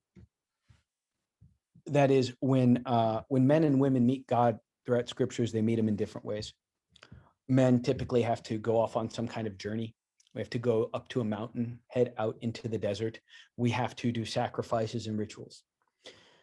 When women meet God in the scriptures, it tends to be in their everyday life. Like when Sarah gets the news that she's going to give birth to Isaac, she's just sitting in her tent cleaning dishes. She just made the angels a meal. The Theotokos is going about her business in the temple. Hannah, the mother of Samson, when she's visited, she's weeping because she's barren and she really wants a child. It's sad, but that's just her everyday life up until that point. Like all the times they get appeared to, they're just kind of going about their day to day. Which means it's also the ordinary and day to day wherein this prophetic role is called to play out. So what if we set forth here? Well, I hope if we've followed what I've said, because I've painted over the last, hour and 40 minutes, I've painted a very complex picture where human beings are actually plopped down as God's special forces into the battlefield of a vast cosmic war, where we are his image and likeness and his frontline troops. For some reason, for whatever reason, the only thing that can undo these vast cosmic entities wielding unspeakable power is us. And as soon as we're rehabilitated and able to take that role, God doesn't bother sending them when he has us. For some reason, if you read today's epistle reading, it says, "For God does not give aid to angels, but he does to the seed of Abraham." Why us? We don't know. That's just the way he's done it. However, we see that while Adam is given the task of subduing the chaos, we see the very prophetic role of wisdom in Zoe, in Eve, in the unfallen Eve from Proverbs 31, we can see her industriousness. If you haven't read that, go back and read it. Wisdom as it's painted in Proverbs 3, we see that play out in the temple, in Solomon's temple. So in the temple, the king sits, he's got his priest and prophet over here, but to his right hand is the queen, not his wife, his mother. Judea did not have queen wives, they had queen mothers. This appears in the Psalms where it says, "At your right hand stood the queen, clothed in an embroidered mantle of gold." We see in 2 Kings, when people want to speak to Solomon, they first bend Bathsheba's ear. And when they really want Solomon to do something, they definitely get Bathsheba on their side. She has the king's ear. Just like on a chessboard, she can go in any direction she wishes. That's the imagery that gets used for the Theotokos later. So that image of the divine council, the king enthroned with the queen at his right, according to Psalm 46, and the council of his priest and prophet to the other side. That's why you look on the other side of a chessboard, he's got the queen over here and he's got the bishop to the other side. Notice that. And knights and rooks. And the rook, of course, is a castle. So there's your border. So you've got the king, the voice of wisdom, the prophet, the border, and the knight just on the other side of that to subdue the chaos. These are perpetual themes that play out all throughout our world. Anyway, but that's the image of the divine council. So when you go into your church, you'll notice that there's an icon you'll probably see called the deities, where Christ is either enthroned or on the cross. And to one side, you have his mother, and to the other side, you have John the Baptist, right? That's called the deities, or the supplication. That's the divine council. The Son of Man enthroned, either on the throne, giving the blessing, or on the cross, on the throne, the King of glory, with wisdom, his queen mother at his right hand, and the man of God, the prophet and priest to his other side. So these themes that appear in Genesis, that appear in Proverbs, that appear in the Psalms, that appear in Solomon's temple in 2 Kings, also appear on the walls of your church. So for us, where does that appear in our lives? So that's the thing that we're really here to discuss. So the myrrh bearers, they are saints in their own right. They go to the apostles and they are that voice of wisdom to them. That is a prophetic role. By the way, setting them in a prophetic role is not something Father Michael is making up. So you may remember from Luke's gospel when Christ is brought to the temple and presented to Simeon. Does anyone remember who it says was with Simeon? Panorea, Perry, who was with Simeon? You're on mute. Wasn't that Anna? That's right. And what is she called? She gets a title. I don't remember. Luke's gospel says her name is Hannah the prophetess. She is a prophetess, and you get that appears several other times. In fact, the same motif of the king, the priest, and the voice of wisdom, that also appears in Exodus, by the way. Don't believe me? So you get to Exodus, and the nation of Israel have crossed over the Red Sea. Once they get to the other side, who can tell me what happens? They sing or something. That's right. Yes, they sing. So Moses sings an ode. Moses is the man of God. He is in the role of the king. God tells him, I will make you as God to Pharaoh. So he's in the role of king. His brother Aaron is the priest. That's pretty straightforward. But everyone forgets about their sister, Miriam. And right there, it says that Miriam led the women in a song of prophecy. Miriam is listed in Exodus as a prophetess. The text of Exodus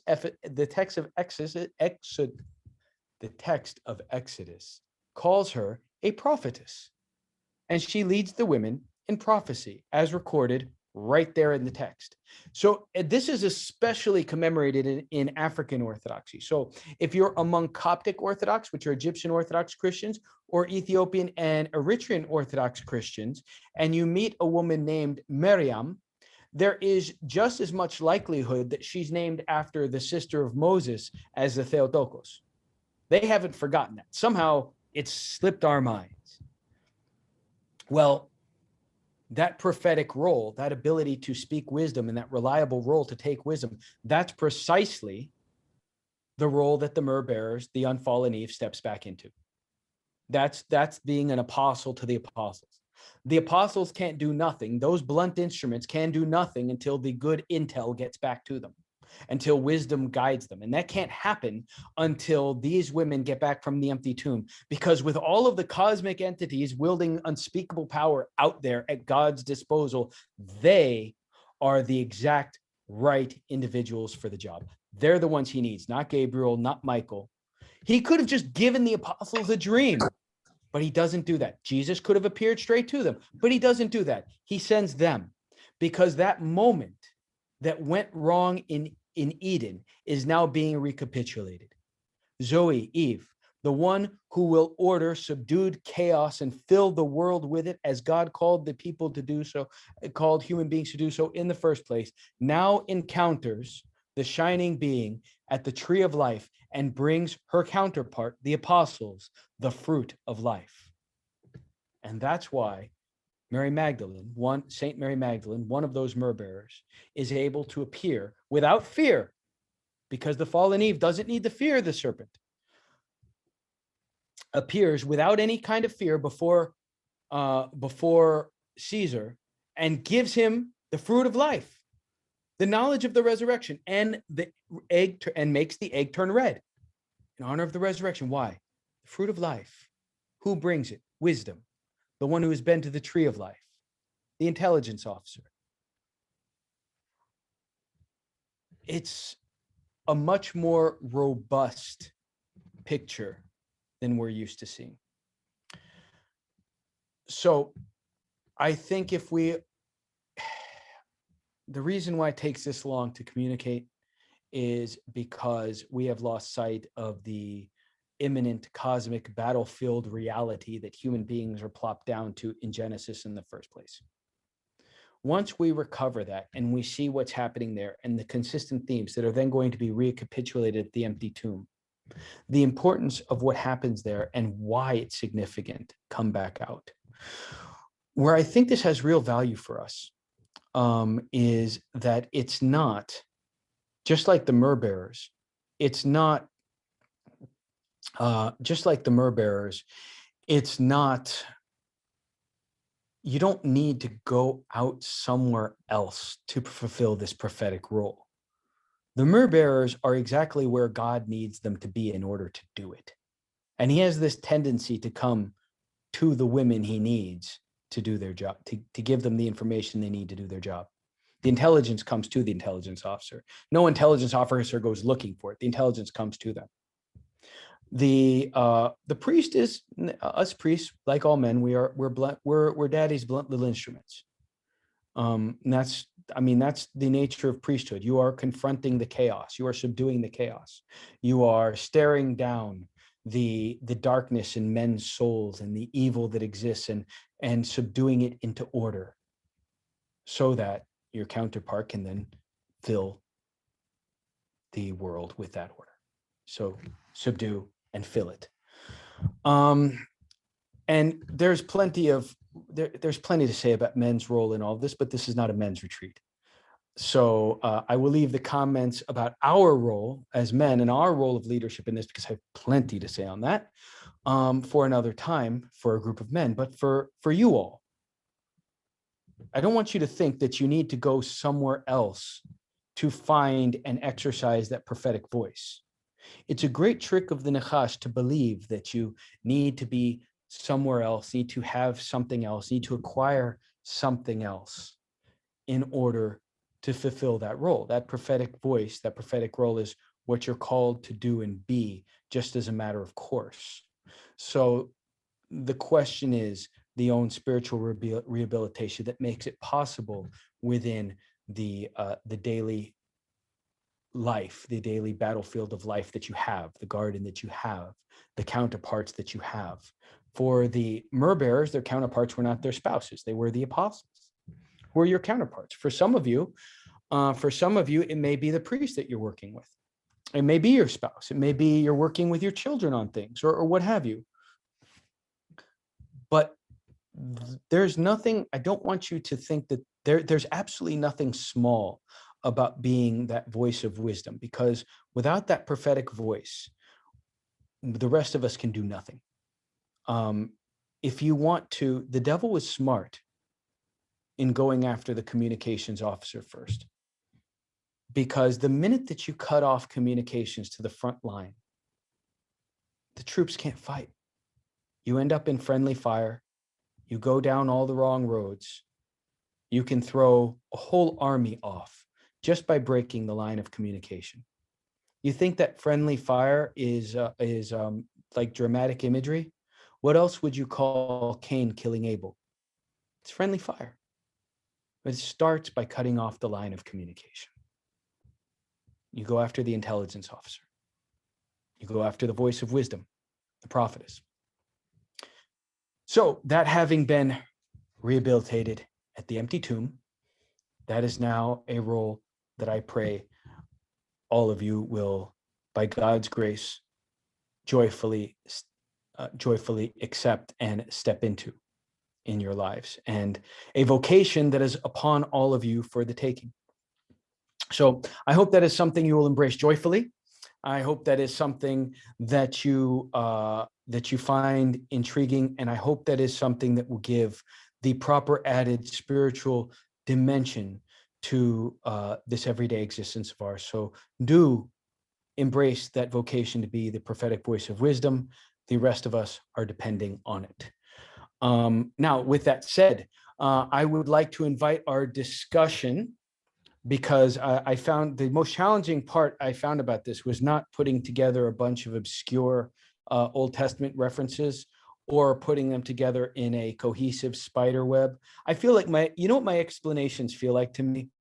Have you guys ever seen, like, on a movie where you have a conspiracy theorist and they're up on a whiteboard and they start putting up all these push pins, and then they're like connecting everything with string, and by the end of it, there's some kind of macrame spider web, and they're like, see, it all points to this guy. I feel like I do that. And that's actually not the hardest part. But I found it way more difficult to figure out, like, well, what do a group of women need to do with this in the everyday? Because if 16 years of marriage have taught me anything, it's that I'm no good at telling women what they need to do. And I have no business doing that. So let's take a few minutes break so I can finish this coffee. And then I would like to invite our discussion before we begin on questions to maybe be about, where can we, ladies, be that prophetic voice of wisdom to our counterparts in this life? How can we live out that battlefield reality as Orthodox Christian women?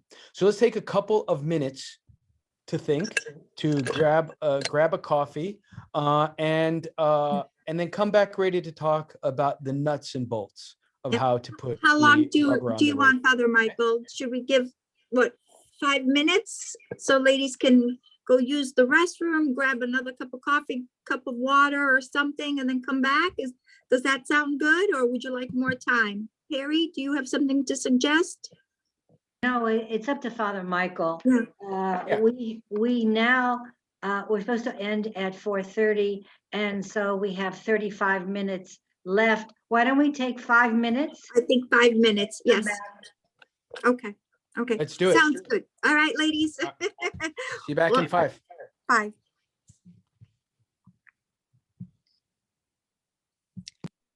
If you would like to stay on and chat with your sisters, you may do so if you don't want to take a break. This is also a good time for socialization. I know we haven't seen some of you in a long time. I think our district governor is on. I think Peggy, did I see your name somewhere? I'd like to welcome you formally if you are. I thought I saw Peggy. Yeah, her name is here. Yep, Peggy Callias. There she is. She's on mute. Peggy, can you hear me?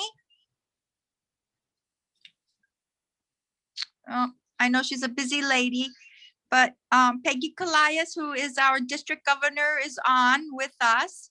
And our former district governor, Dorothea Williams, is on as well. So we're honored to have all of you here. And as you know, Peri Katikas is a former district governor. And 2 years ago, she also won Daughter of the Year. So we have a lot to be grateful for. Just little history here.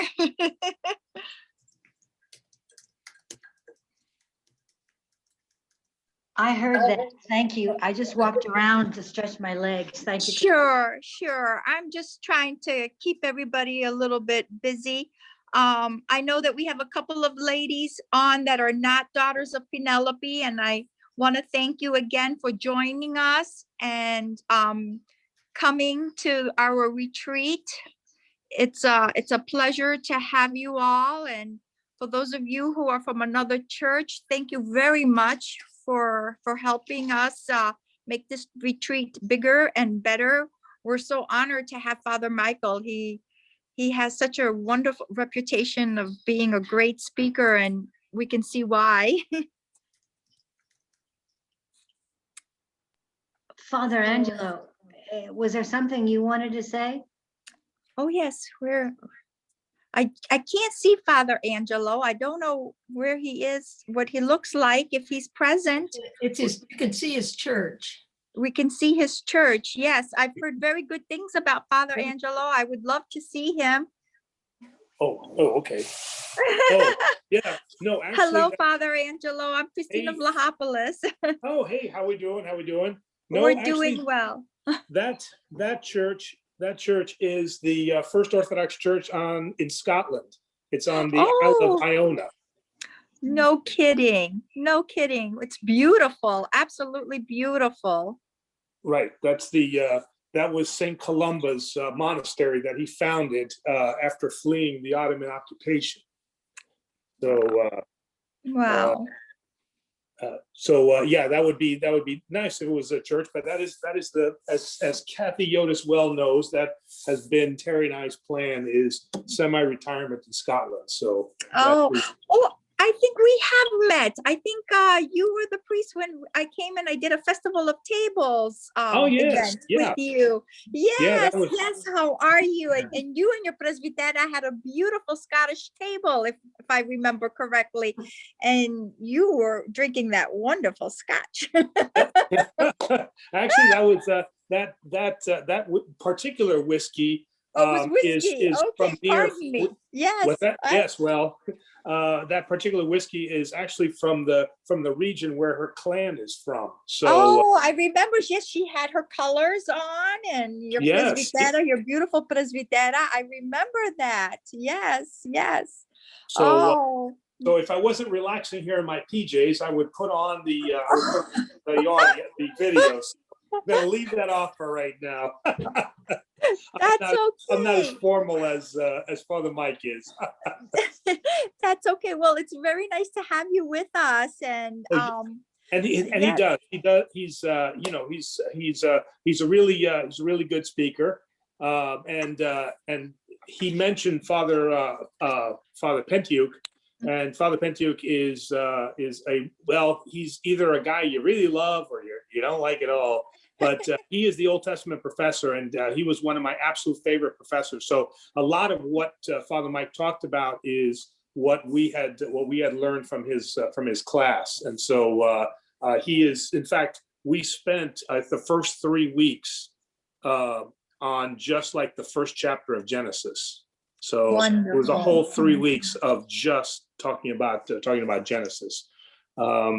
So the only thing I'll correct him on is that he forgot that Penteuk said the text does not say, and the Hebrew does not render in the beginning, it renders in beginning. In beginning.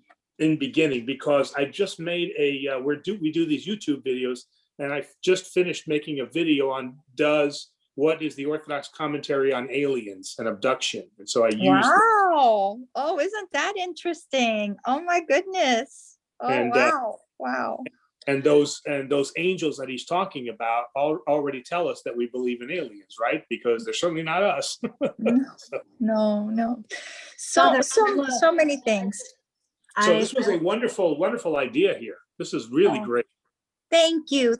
We hope to have more speakers like Father Michael, and we might touch some of your knowledge at some point. So thank you so Awesome. much. Thank you very much for putting this on. Thank you. Father Thank you. Angelo, I want ladies to know that his website is immensely rich with various topics. He's very prolific.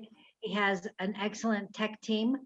Father Angelo does Bible study, but he also does a weekly question and answer on Thursday, which is on YouTube.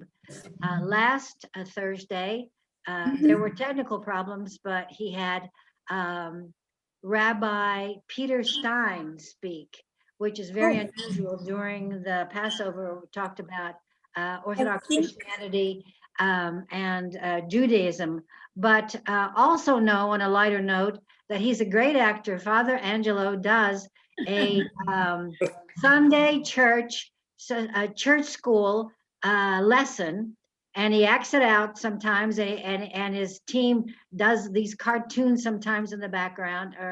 I love it.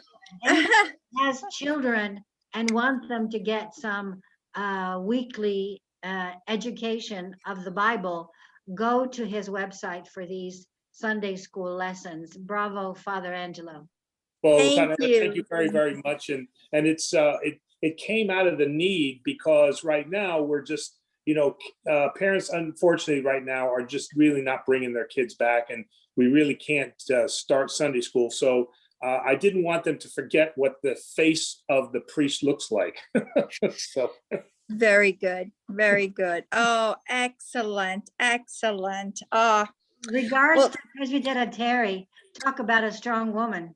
yeah.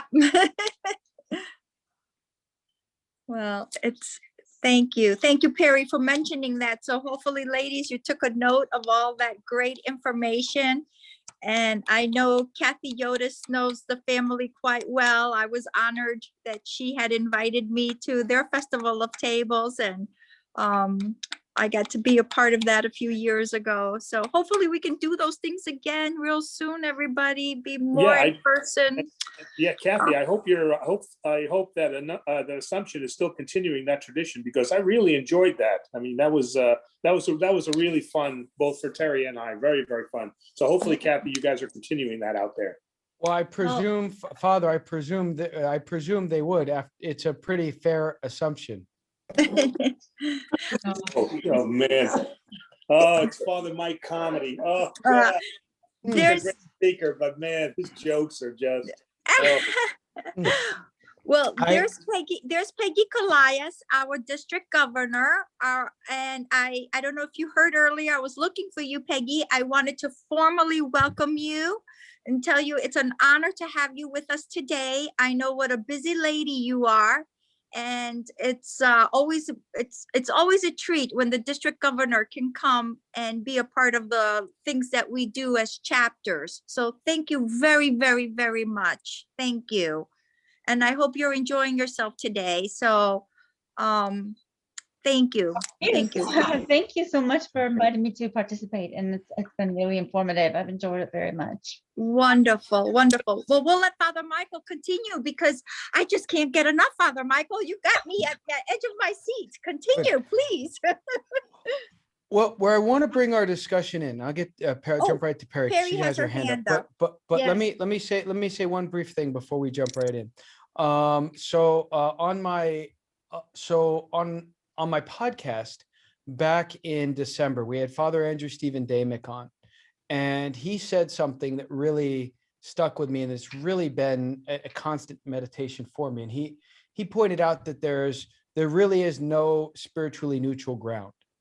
And so you'll notice how I started out asking you ladies who are kind of DIYing it, you were painting and doing crafting. And so does it feel good to like order chaos, right? Does it feel like you've taken chaos and put it in order? And then there's something that feels like there's a relief to that. Now that we've gotten to the other end of this talk, can you get a sense of what I'm saying? There's of what I was getting at. It's not just psychological. This is a primordial thing for you. This is something that is your deepest level of core. You're made to take subdued chaos and put it in order and fill the world. It's prophetic. And the reason I want to look at our everyday life is because Father Andrew Stephen Damick was right. There's nothing in our world, in our life, that is spiritually neutral. So that means that somehow your painting project and the way you handle your painting project and the way you handle your kids and your husband when they interrupt your painting project, all those things are not spiritually neutral. They're either positive or negative, but there's nothing spiritually neutral in that. Like I'm coming into this talk, if I had decided to ignore my presbytera and speed an hour and a half into Nashville and hurriedly be late and frustrated and on edge to come and talk to you, that's not a spiritually neutral decision. Those are spiritual decisions. They're all part of that. And that certainly sounds like chaos, right? That certainly would be like, am I giving into chaos or am I subduing it? So the reason I want us to look at our everyday lives here is it's like, there's no spiritually neutral space. So if we're not handling the spiritual space in front of us, in our homes, and I mean, you could do this as a doctor or a lawyer or a school teacher or a stay-at-home mom. It doesn't matter. None of it's spiritually neutral. So if we're not doing that in the spiritual battlefield that we have on our hands right where we are, we're not going to do it on the other side of the world. We're not going to do it somewhere else. I hate it when I hear people wanting to take on the troubles of orthodoxy on a global level, but they can't manage the trials of orthodoxy in the narthex at the church. Like, Yeah. don't tell me you're not going to fix the world if you can't make your bed. Like, so I'll take Perry's question, and then let's talk about, like, You have With two every- questions. yeah, okay, great. I'll take them now. Then with everything we've been discussing, how would you ladies say we go about doing this in real time from your perspective? So Perry, go Good. ahead. I don't have a question. You mentioned about a book, and the things you said are amazing, and I don't think that I've assimilated all of them. They're just coming from. This is what Father Michael is known for. He puts a flummox on things and makes you challenged to think about them, and states facts. And I don't remember all of them. Is there a book that you can refer me? I can re-see this video thanks to Liz, but please tell me. Yeah, and he also has a YouTube on the Yes. cross. He carries a cross that was given to him. You should see his YouTube. I have. It's very good. Thank you. So I appreciate it, and I want to give a shout out to Gabriel Ruiz. He is a young man who does my video editing. I don't know how to do that, but he takes the chaos that I create and puts some editing on it and makes it watchable. So, but thank you, Perry. So There's one more. There's one more hand up, Father. I Okay, think Father okay. Nick was supposed to monitor this. I don't What know about if the he's here. book? The book. Oh, do you have a book to recommend, Father Michael? To Perry? So good news, bad news. Good news, bad news. The good news is you can get some of these points, especially the ones about Eden, from Father Eugene Pentiuk. That is Pentiuc, Pentiuk. His book. He's our Old Testament professor at our seminary, and his book is called Jesus the Messiah in the Hebrew Bible. That's going to bring out a lot of these themes, the Negedo, the Nachash, the Tohu Vabohu. He'll discuss those. A lot of these connections with the myrrh bearers and so forth, however, I kind of did tailor-made for this talk. There's not a book doing that, which means it's probably not worth saying because someone else would have said it already. But there's another excellent podcast I can put you on Ancient Faith Radio by Father Andrew Stephen Damick and Father Stephen DeYoung called Lord of Spirits. And a lot of these themes that I'm discussing and a lot of this sort of imagery, they're in that realm. So if you've enjoyed this kind of stuff and this kind of, this sort of thing that I'm presenting here, they do this on that podcast every episode, this sort of thing. So you'll hear them. And as a matter of fact, their last several episodes were just on worship and sacrifice, and the themes of order and chaos featured huge. This last one, the Mountain of God, order and chaos, were big themes on that. And that's really where you can look and see that I'm not making it up. Father Stephen DeYoung has a PhD in biblical studies and was an Old Testament scholar. So, I mean, Father Eugene Pentiuk has a PhD. So if I'm using the same language that they're using, you can be pretty sure I didn't just invent it. It's just, it's unfortunately, it's an angle. It's an angle that we don't hear enough of, but it makes the most sense once you do. You're like, oh, wow, this actually is a cohesive whole. And that's what the other thing that I really hope Perry and the other people come to Bible study with me take away is, I like to look at scripture as a cohesive whole. So for me, and I think for the fathers as well, when we look at the events of, say, the tomb, the empty tomb, we should see Genesis or Exodus or something. We should see a consistent thread. When you get to, I'll stop with this. I'm sorry, last rant. So Holy Tuesday, And Father, is there the can you answer Yeah. Catherine's question as well? Yes, She's yes, had I her will. hand Yes, I up. will. Yeah. Sorry. Ca- Yeah, Catherine sorry. Pod Yeah, has her yeah. hand up, and I don't want to forget her. have- She's Yeah, mainly Right. mine's an observation, and this pertains to Proverbs 31, Yeah, good. and specifically verses 10 through 31. Mhm. And according to Jewish tradition, these verses were recited by Abraham to his wife Sarah. And they've been taken on as a part of contemporary Jewish tradition, where at the Friday evening supper, the husband recites this or sings this to his wife. Okay, well, could you read it for us? Read what? The reference? Yeah. I mean, The I reference. off the top, if do you have it in front of you? Could you, because I believe you, I don't have it in front of me to read. Could you, It's for our the benefit? Complete Jewish Study Bible. And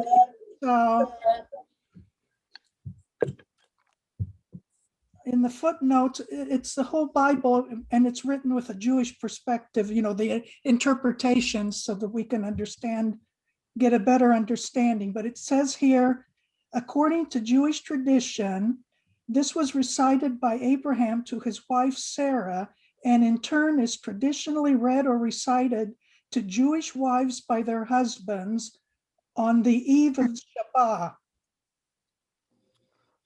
Okay. Friday evening. wow.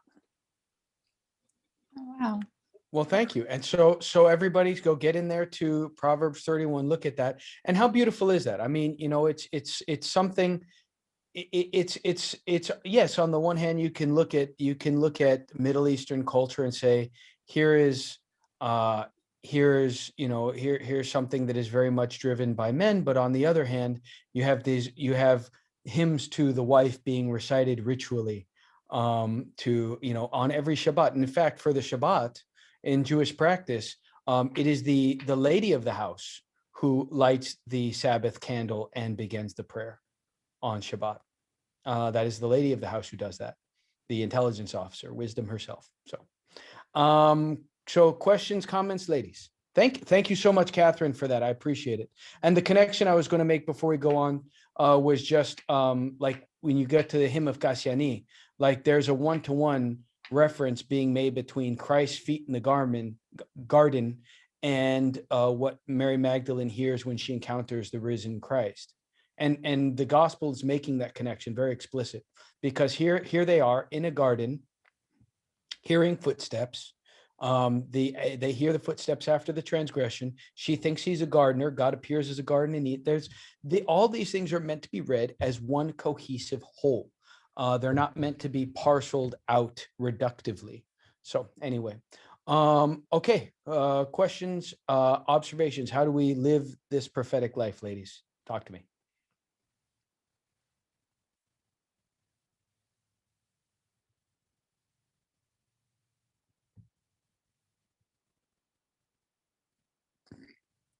Christina, you are muted. I cannot hear you.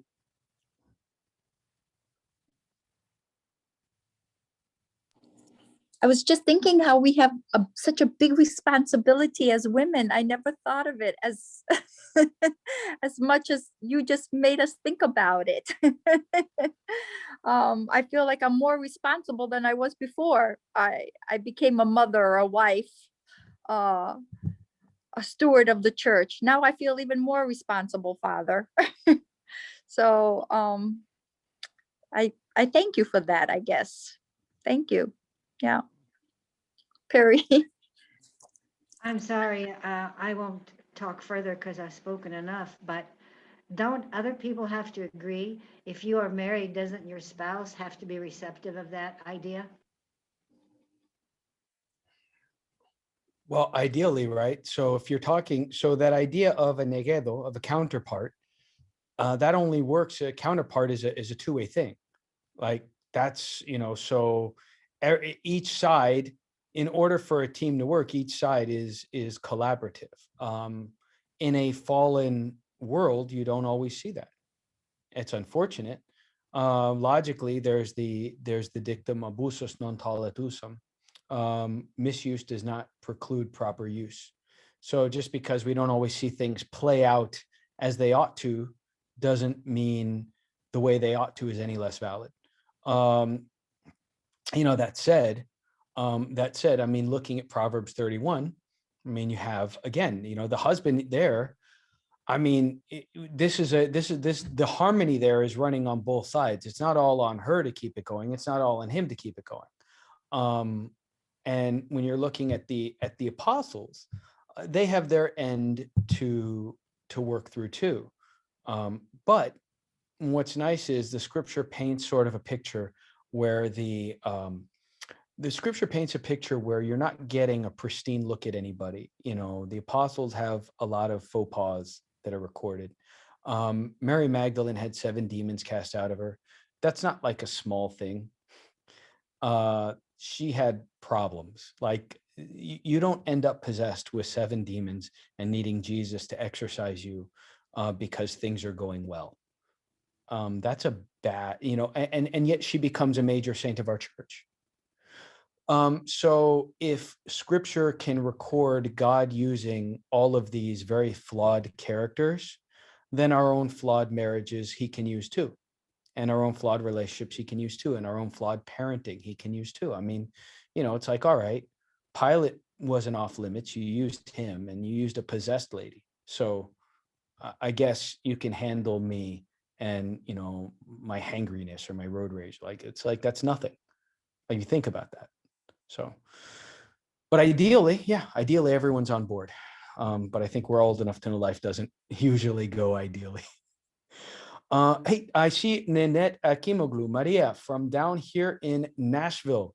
I thank you for joining us. Any thoughts, or are we listening with little Nia? No, we're not listening with Nia. She's having her Saturday to herself. But I was blessed to be informed by Presbytera, and I've really been enjoying it. My thoughts are just basically that I think you've helped empower the women of our church and empower us in our role in the church as well as in our marriage, which sometimes can be not easily understood, depending on how you're raised, and you have culture and so many other things influence. I think you brought a lot to light and a lot for us to think about. So I really I'm grateful for that.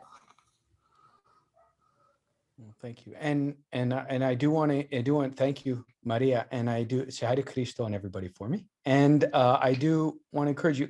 You ladies will notice I didn't say a lot like I think, or here's how you can interpret this, or this could mean that, right? I said, hey, here's what the text says. And then this text says that over there. And this refers to that, or this connects to that. But you didn't hear me say, here's the way I would like to read this. That's important. Like, we don't get to manhandle the truth. We're presented with it, we incorporate it, we dive into it and expand it. But when we receive this message of victory, this evangelion, this gospel, it's on us to faithfully deliver it. So, I do want you to look at that. There's stuff here that you hadn't thought of, but none of it was like, hey, here's my imaginings. It's just like, oh, this is what it says. And that's what that says. And here's how you put them together. So, ladies, I'd love to hear your thoughts on how to do this. Like, how would you see yourself doing this? Or how would you like to see your daughter doing this? Or your niece, or, whoever, the ladies, the young women in your church. How could we go about doing this in our lives? I saw Elizabeth just jump back on video. Do we have any thoughts, Elizabeth? You're on mute. Off mute.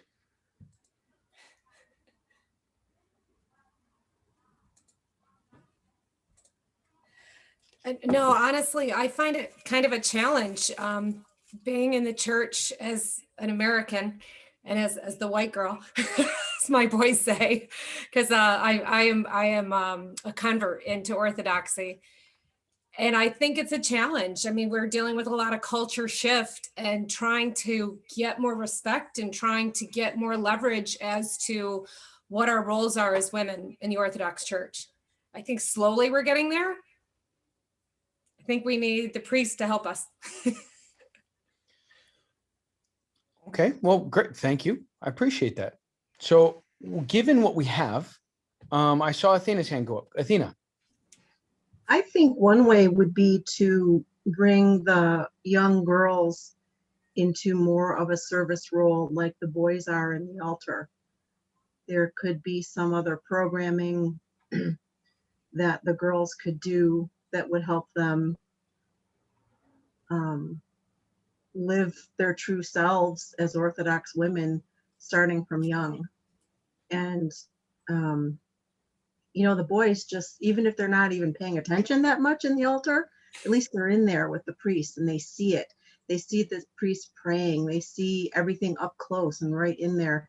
And the girls don't get any of that. They don't get any natural education just from standing there because they're just not. So I would like to see, you know, maybe through music or some other type of service. I don't have the answer, but maybe through some other type of service to bring in the younger teenage girls even to do something that's more participative.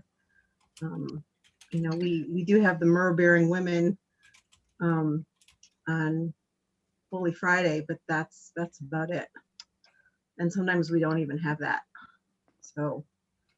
And I would encourage you, I would encourage you to sit down with your priest and to get creative. I mean, you know, what are things we can do? And you'll find a lot. One of the churches we enjoy attending here, St. Ignatius Antiochian Orthodox Church, they have beautiful music, and a lot of their young ladies are in the choir. A lot of their young ladies are singing quite beautifully and leading that. And so there's a lot of room and to we get have creative. that too. We do have Yeah. a lot of people. We Yeah. do have young people in the choir, and mine included was in the choir all through from when she was young. But there's not a lot of structure, you know. Mhm. I mean, when you're an altar boy, you get the altar boy schedule, but you don't get a girl's schedule of anything, of, you know, doing any reading. Sometimes the girls get to read. I think they read, when do they read? On Holy Unction, I think. They're asked to read, and that's Holy Wednesday. Holy Wednesday, yeah. That's sort of a newer thing. So, you know, maybe we have, Sophia, maybe we have chanting class with you or something, right? Not to give you something else to do, but maybe, you know, maybe So we talk- find a way to do that, you know, for the girls. Talk to your priest, get creative, and talk to your That's priest. my And, idea, anyway. yeah, that is a good idea. So sit down with your priest, get creative, and see what can be done. Catherine Yotis has her hand up. Catherine. Yes, when Father Angelo was the priest at our church in Grand Blanc, Michigan, we didn't have any boys, and Father was very creative. We have a room next to the altar where he allowed the girls to come in. They prepared the andivero for after church. They did various other things. They carried the candles. That is now forbidden in our church because we were told it's not traditional, and we have a new priest who says we cannot do that. And what's happened is the girls that were coming, we don't see them anymore at all. Well, and so, like, that's a difficult situation to navigate. It's a difficult situation to navigate, and my prayers will be with you guys that, you know, that as a community you're able to find the ground that can be done. You know, I'm not. Don't worry, Father Mike. You don't have to navigate that one. That's I know. that's crazy, Father Angelo, man. So you're safe, man. I mean, well, yeah, no, it's no. I mean, what can be done? I mean, you were there. You solved the problem that you saw in front of you, as you saw fit at the time, given the people you had at the time. Correct. The priest that has come after you has addressed the situation as he feels best. And not everyone sees eye to eye. And the question becomes, for the good of the community, what can be done moving forward so that we continue moving forward together? I think it's important to understand that every priest I know, and I want to let you guys in on a secret, and this is Father Angelo's secret too. So I'm going to spill a secret that you and I have, buddy. And that is this: we don't like every other priest. We don't all like each other. But we do have a respect for one another as brother concelebrants. And I can tell you that even the priests that I do not like as people, I know still love the church and still endeavor to make the best decisions for their communities as they, according to what they know and what they believe. I may not always agree.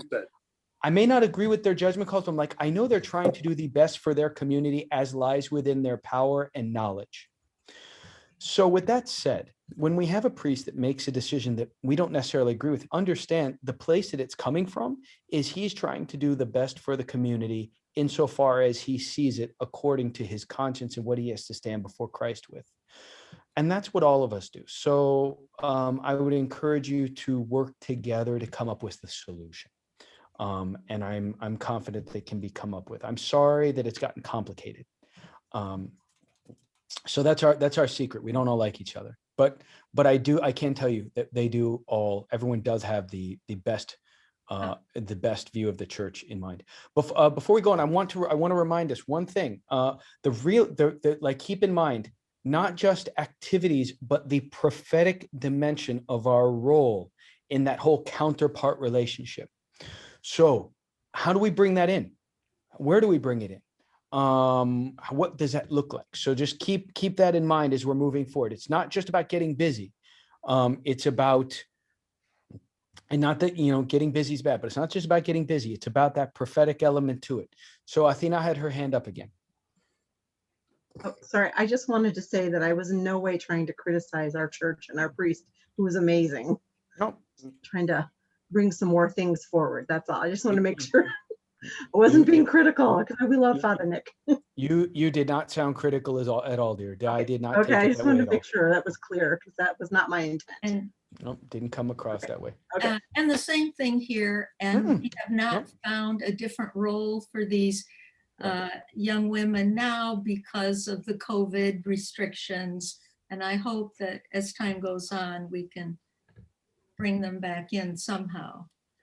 Yeah, and I would say that actually the COVID pause is a really good time to sit down with your priest and to get collaborative and creative and say, look, right now everything's on pause. So when we do start back up again, where's a good place to start? It's easier to change directions when you're at a full stop. If you're in motion and you've got momentum, it's harder to shift. Everything has stopped. That's a good time to reassess. And so maybe this is a good time to sit down and say, hey, let's have some real constructive talks on what to plan and what could be useful, and that we can all be on board with, that the community can be on board with, and the girls can be on board with, and you, Father, can be on board with, because we all want the same thing, and that is the best for our parish family. So what can we work together? It's a great time to talk. I want to give you ladies an example on something. Who here has noticed that in Greece, and if you go to like traditional Orthodox countries or the Middle East, and Coptic churches, you'll really see this. The men stand on one side and the women stand on the other. Has anyone seen that? That's standard protocol in Greece. It is. Yes. Eva knows exactly what I'm talking about. Well, so what that comes from, that's actually a really beautiful thing. And it comes from this ancient idea. In the ancient world, the idea was the ancient world didn't have like childhood and adolescence as some privileged thing. That was the time for you to be mentored into what you were going to be. So if you were a boy, you went, as soon as you were physically able, you went with your dad to go do man stuff. If your dad was a blacksmith, as soon as you were physically able, you were in the blacksmith shop. Or if he was a farmer, you were out in the field tilling with him as soon as you were physically able. What made you a man? What made you a man was when you could stand shoulder to shoulder with your dad and the other men and do men things. What made you a woman? Same thing. As soon as you were physically able, you were with your mom, with your auntie, with your grandma, whoever, doing what they were doing. You know, whether that's weaving or cooking or butchering cattle or milking cow, whatever it is, or going to the market or selling things, whatever it happened to be. What made you a woman? Well, it was when you could stand shoulder to shoulder with the other women and do women stuff, besides the biological component. So what we saw when we had them separated out like that, what we saw was that this was kind of a fertile ground for cultural mentoring, that you have the boys standing among men, the girls standing among women, learning what does a man or woman in the context of the body of Christ do? What do we do? How do we worship? If I'm going to be a man, what does my place in worship mean? One of the most discouraging things about being a boy who likes church is that there's very few men. Like, so what does it mean to be a man in church? Does it mean like as soon as you turn 16, you just stay home and watch football? Is that what a man does? Is church a girl's thing? Like for a lot of boys, that's the conundrum they're left with. For a lot of young girls, it's like, well, it's just an old woman thing. I mean, so when you're able to stand among your mentors, among the men or women that you're hoping to grow into, and see, oh, that's what I'm growing into. That's what a man is supposed to do in church. So if it's normal for a man or a woman, right? If I'm a girl trying to be a woman, and it's normal for the women in my church to know the prayers, to know the hymns, to sing along, to pray joyfully, to be reverent. If that's normal, then I think that's what's expected of me when I grow into a woman. No, same thing for the boys. My dad wasn't a real church-going guy. He goes now. When I was a kid, he wasn't. But I learned the creed because the few times he would be in church, I noticed him reciting the creed, and I was really frustrated. I'm like, why does he know those words, but I don't? He's a man. He knows those words. I don't know those words. So if I want to be a man, I better know those man words. That was my thought as an 8-year-old. So when you're in church, how are you handling that? Because that's your leadership to every little girl there standing next to you. It's like, oh, that's what a woman does in church. Do you know the hymns? Do you know the prayers? Are you following along? Are you engaged? Believe it or not, you're teaching them. So there's a lot of leadership to be had. That's all part of that prophetic role. But we shouldn't atomize ourselves and think, oh, my time in church is just about me. It's really not. You're providing leadership or not for everyone around you. And by the way, that's something that I say to men's groups as well. It's equally true. Yeah. So the prophetic dimension and activity, how do we get that back in? What else do we do with it? By the way, I can only see like the first page of this. I don't want to be missing anyone. If you're trying to speak up and I don't see your hand, yeah, just speak up. Go ahead. I have a comment on this. The problem, I think, is we have a lack of education in the Greek church, in the Orthodox church, both for the adults and for the young people. Having, I grew up in the church, my kids grew up in the church, and I've been to several parishes. I've lived around different places around the country. And the one thing that does stand out in my mind always is there's a lack of education. Besides education and then participation of the young people in the church. Those are two things that need to be addressed. But I think education is something that's very important and should be a priority. Not just with the priests, but the parish council should be supportive, and that's what they should support is the church school and all the educational programs. And that I see as lacking and I can speak from experience because I was church school director in this community for many years. And I walked out because I had no support other than for the priest. Other than for Father Nick, I had no other support. Yeah, I agree with you. I agree with you wholeheartedly. There's a couple of things. So I agree with you completely. That's one of our big emphasis. If yeah, she's still here. Maria Kimoglu's on here. She can tell you, like, having been a parishioner at a parish to which I was assigned, she can tell you, like, one thing I do as a priest is I'll hand out antidron, or if I have another priest in the altar with me, I'll let him hand out the antidron, and I'll go over to the Sunday school and meet with as many of the classes as possible and give them one-on-one time. That's a very important thing to do to help them field. But education's a funny thing. And that's one of my favorite things to do. So like in Rochester, I would finish antidron, rush up to Sunday school, come back, consume the gifts, and then go to coffee hour. At Nashville, I had a retired priest in the altar. So I could either we would trade off 2 Sundays a month. I would send him to the Sunday school, and 2 Sundays a month he would finish the liturgy and I would go to the Sunday school. Now that we're no longer at the Nashville church, we will seek to somehow do that practice wherever we go next. However, so the process of education is this, and this is what's really important. So like if we're talking about leadership, it is essential that the priest and the Sunday school teachers and the parish council be on board in learning. That's true. It's also essential that everybody do it, because if the message is that only the professionals, only the teachers know, only the chanters know, only the priest knows, then it's like, well, I don't need to know. The types of Christian communities that have strong knowledge of a scripture also have the culture, the community culture, that it's normal for the everyday mom and dad to go to a Bible study, to learn the Bible study, to read the Bible in their spare time, to read spiritual books. And so the kids see that, and it's like the expectation, oh, that's something I should know, kind of like me looking at my dad reciting the creed. So there's a real problem of clericalism where only the professionals know, only the priests know, only the chanter know, only the teachers know.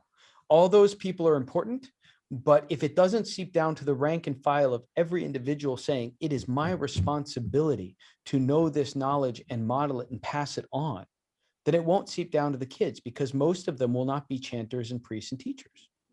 And to that effect, one thing I encourage people to do is, Orthodox resources have never been more available than they are right now.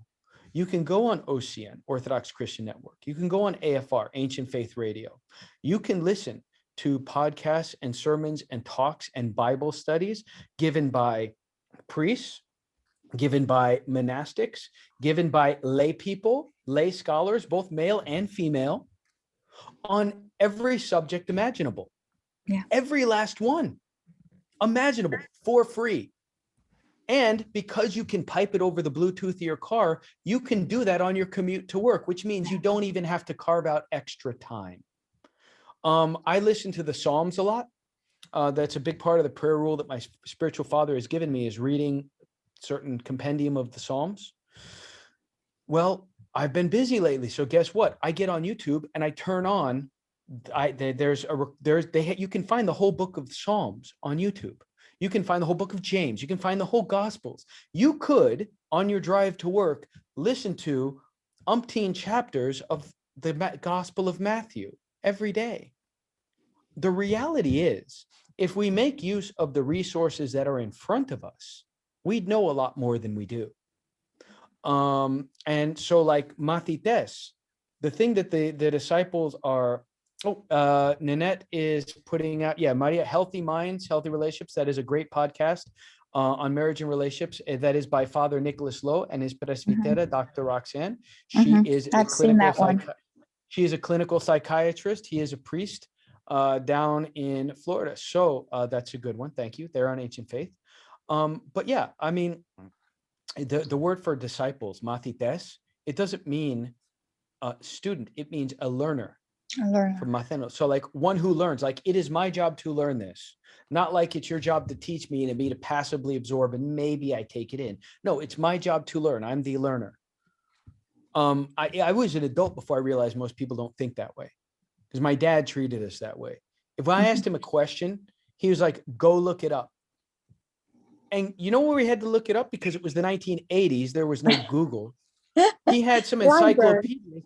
He had some encyclopedias that he had left in the cabinet in the living room. And he expected me to go there, ferret the information out of the encyclopedia and come back to him with it and tell him what I found. It was my job to go learn it. And I didn't have Google to do that with. And I just assumed that that's how everyone treated knowledge, because that was the expectation. Well, so we got to get people to stop being passive. Like, you're the learner. Get out there and learn, and then expect the other people around you to learn. If we have a culture of that, our kids will expect to learn too. And if we expect to learn, we'll demand to be taught. That's a whole shift in mentality that is our archdiocese we need. So Catherine, you're absolutely correct. I agree with you 100%. But it's definitely it's an authority. It's a responsibility that we should all feel on our shoulders. Nelly, you're on mute, Nelly. Yes. One last thing before we probably close. Yeah, it's about time, ladies. With all the chaos that COVID has brought, I have to be thankful that families now get together.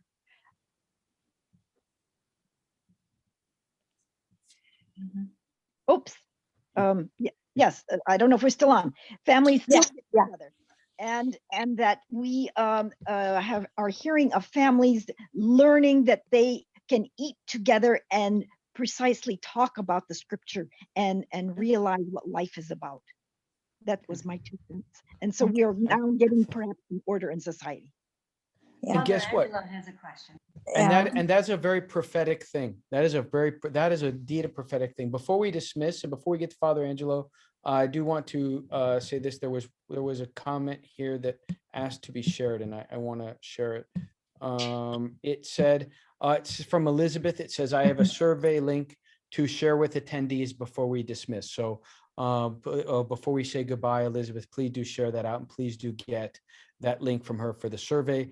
I hope you have found this informative. Father Angelo, let's get to you, and then we'll close it out, because I think we're over time, but I'm enjoying all of your company. So thank you all for making going. my afternoon better. You've made my afternoon better. Father Angelo, my friend, you are on. No, you answered it. We're good. Thanks. What was it going to be? No, I'm curious. What was it? I know, really, Father Angelo, say it.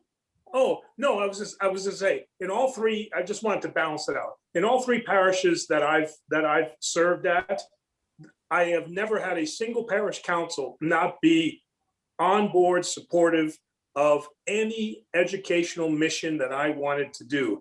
And in fact, they helped me come up with a lot of creative ideas. I'm not saying that there's not parish council out there, but in 3 parishes, I have not experienced that. They have always been extremely supportive of anything that I've wanted to do. Where I have noticed the problem is that parents have to take the roles. They have to, if you want your kids to be educated, then you have to bring your kids to church. The motto at Assumption was kids don't drive. So I just want to make sure that I balance that out and speak the hard truth that, parents are responsible for the education of their children. And Father Michael did say already, that you have to be a mentor, both from the mom side and from the dad side. Right. Absolutely. Right. Well, and the godparent side and the auntie side and the people sitting next to you in the pew side. There is, do not underestimate your role as the primary catechist of your family. That's exactly what you are. As your priest, I'm going to pretend I'm your priest right now. I'm all your priest in spirit, but I'm going to pretend I'm your parish priest. As your priest, I get you for an hour and a half. Divine Liturgy is an hour and a half on Sunday. I get you for 90 minutes. 10 minutes of that is a sermon. I'm going to presume, because I love you and I know how faithful you are, that you show up on time. So that means out of 7 days of 24 hours each day, I get your kids for 90 minutes total, 10-minute sermon. I hope that sounds like a drop in the bucket, because that's a drop in the bucket. That means Facebook and Netflix has them way more time than I do. You're the primary catechist. You're the prophet. You're the prophetess. You are the voice of wisdom and the intelligence officer in their ear. And if they don't receive the faith from you, nothing I say is going to make sense. I am a drop in the bucket. So take that home with the prophetic voice. I wish we could stay on for another 2 hours, because I'm enjoying your company greatly, but I know that we have to close. And I just want to thank you all for inviting me. It is an honor to have been here speaking to you. I hope you found this helpful. I certainly enjoyed presenting it, and I hope you enjoyed it as well. And thank you for making my afternoon wonderful. This has been just a great, great time, and I've greatly enjoyed it. So thank you for that. And Thank God you. bless you all, and please pray for us. Father Thank you. Michael, while listening to you and painting while I was listening, it's getting less chaotic every minute with every brushstroke. That's our Elizabeth, and she is Yes, definitely I- not a Xeni, Father. She is more Greek than I am, who was born in Greece, and we love our Elizabeth. I want to take this opportunity and tell you, Father, in this organization, the Daughters of Penelope, you will find that there's many unfallen Eves. We do send the message of love and God's word, and we work very hard to be the best women that we can be. We do a lot for scholarships for our youth, and we do a lot of philanthropic deeds. So one of you made our afternoon just as much, and we thank you. I once read that a good speaker does not leave you with all your questions answered. He leaves you with more questions to think about. And you certainly have done this today, sir. We are very, very thankful. And because we have enjoyed you so much, Elizabeth and I were chatting a little bit on the side, and she was smart enough, fast enough, amazing as always. She put the survey together, ladies, and we hope that maybe you can zoom your phone on. We want to know how you felt about this retreat today. If you would like to hear more things like this, maybe we can invite Father Michael, Father Angelo. There's so many amazing priests in our metropolis that maybe we can hear more of this. I certainly loved every second of it. I feel so blessed today. I want to go out and conquer the world, the world. I am a woman. Hear me roar. You're doing it, Christina. So thank you. And ladies, from the bottom of my heart, I tell you this each and every time. I thank you. Thank you for being a part of everything we do. I love you. I wish you nothing but the best. I hope we continue to have an amazing, amazing Pascha and continue this road that God put us on with happiness and health. Panorea mo, my beautiful Panorea, my role model. Thank you for organizing this with this amazing priest, and may God give you many years and many good ideas. Thank you. So gang, if you would just hover your camera over the QR code that should be on the screen. Can you all see the QR code? Yes, I'm on my phone, so I'm gonna need to do that somehow. I'm doing it already. You can go to the chat and just click the link in the chat if you're on a computer. Okay. Either one will work. Okay. Thank you, and Elizabeth, thank you once again for being amazing. Thank you. Do you see what a great group we have, Father? We are the unfallen Eves here. You need anything, you come to us. Absolutely. That's it. I'm heading up to Ann Arbor for all my wisdom and air support. It's all there. There you That's go. where- that's There you it. go. That's You have What? found it. You have found your second home, Father. You have I found it. appreciate it. And Father Well- Angelo, you as well, and everyone. We welcome you with open arms. God And bless Brother everyone. Michael, we'll share the results from the survey with you as well. Please do. That'd be And- very helpful. And please, I know my presbytera was hoping to watch the recording. So when that's ready, please share that with me so that she can check it out and everything. I'm gonna Thank hit you. stop And- now. Hey, Yep. Father Mike, just very quick. Yes, sir. Excellent job. But the true reason I didn't actually do video for mine is that I am much handsomer than you, and I didn't want to distract the lady's attention. So I appreciate it. Here's the thing. I do appreciate it because, my self-esteem is this fragile thing. And if I had to stand in the presence of your glory, I just it could be You're too too thrown much, off. man. So thank you. Good job. Good job. Can I just Yes, ask sir. also, can you include, Elizabeth, in your communications, how to contact Father Michael? Mm. Like, I don't know your. I don't know that or- either. Don't worry, we'll get all that. I know how to We'll have to contact Father provide Michael that as so well. that- And Yeah. please feel free to share that. Yes, you please feel free to share my number and my email and all that. That would be fine. And Father, you'll be hearing from us. Don't worry. Thank you so much. We can't Thank wait you. for you to come visit us. That'll be fun. Me Yeah. too. You Yes. know what? I've mentioned this to Father Nick a few times. So back when I was in Florida, someone, I still don't know who, it was December, it was leading up to Christmas, and I get this box from a parishioner, and it's from a place called Zingerman's. I get this frozen bread from Zingerman's. That's a good And treat. it says Ann Arbor, right? So like, okay. And then finally, years later, I meet Father Nick. I'm like, oh, you're in Arbor. There's this place. And he's like, Zingerman's. I'm like, yeah, but I've never been there. So I can't wait to meet you, daughters of Penelope, and actually like see this, maybe we can all go there Zingerman's, for we'll lunch or take something. you there, Father. We'll take you there. We will get march lunch down there. to Zingerman's and demand the best. They do. They That's have it. good bread. They have We're here- good bread. We're here to order the chaos and sandwiches. That's And right. No, Father Michael, because you like pork, I remember you were discussing pork one day. Oh yeah. Ari, who owns Singerman's, puts on bacon camp every January. Yes, every June for bravo. a week. When that starts up again after the pandemic, you'll have to come up for that. They have a lot of people that come in and give lectures on bacon and pork, and they have all these fantastic meals. Yes, That's bravo, outstanding. Catherine, for remembering that. Yes, that's No, so we're good. regulars there. We go there.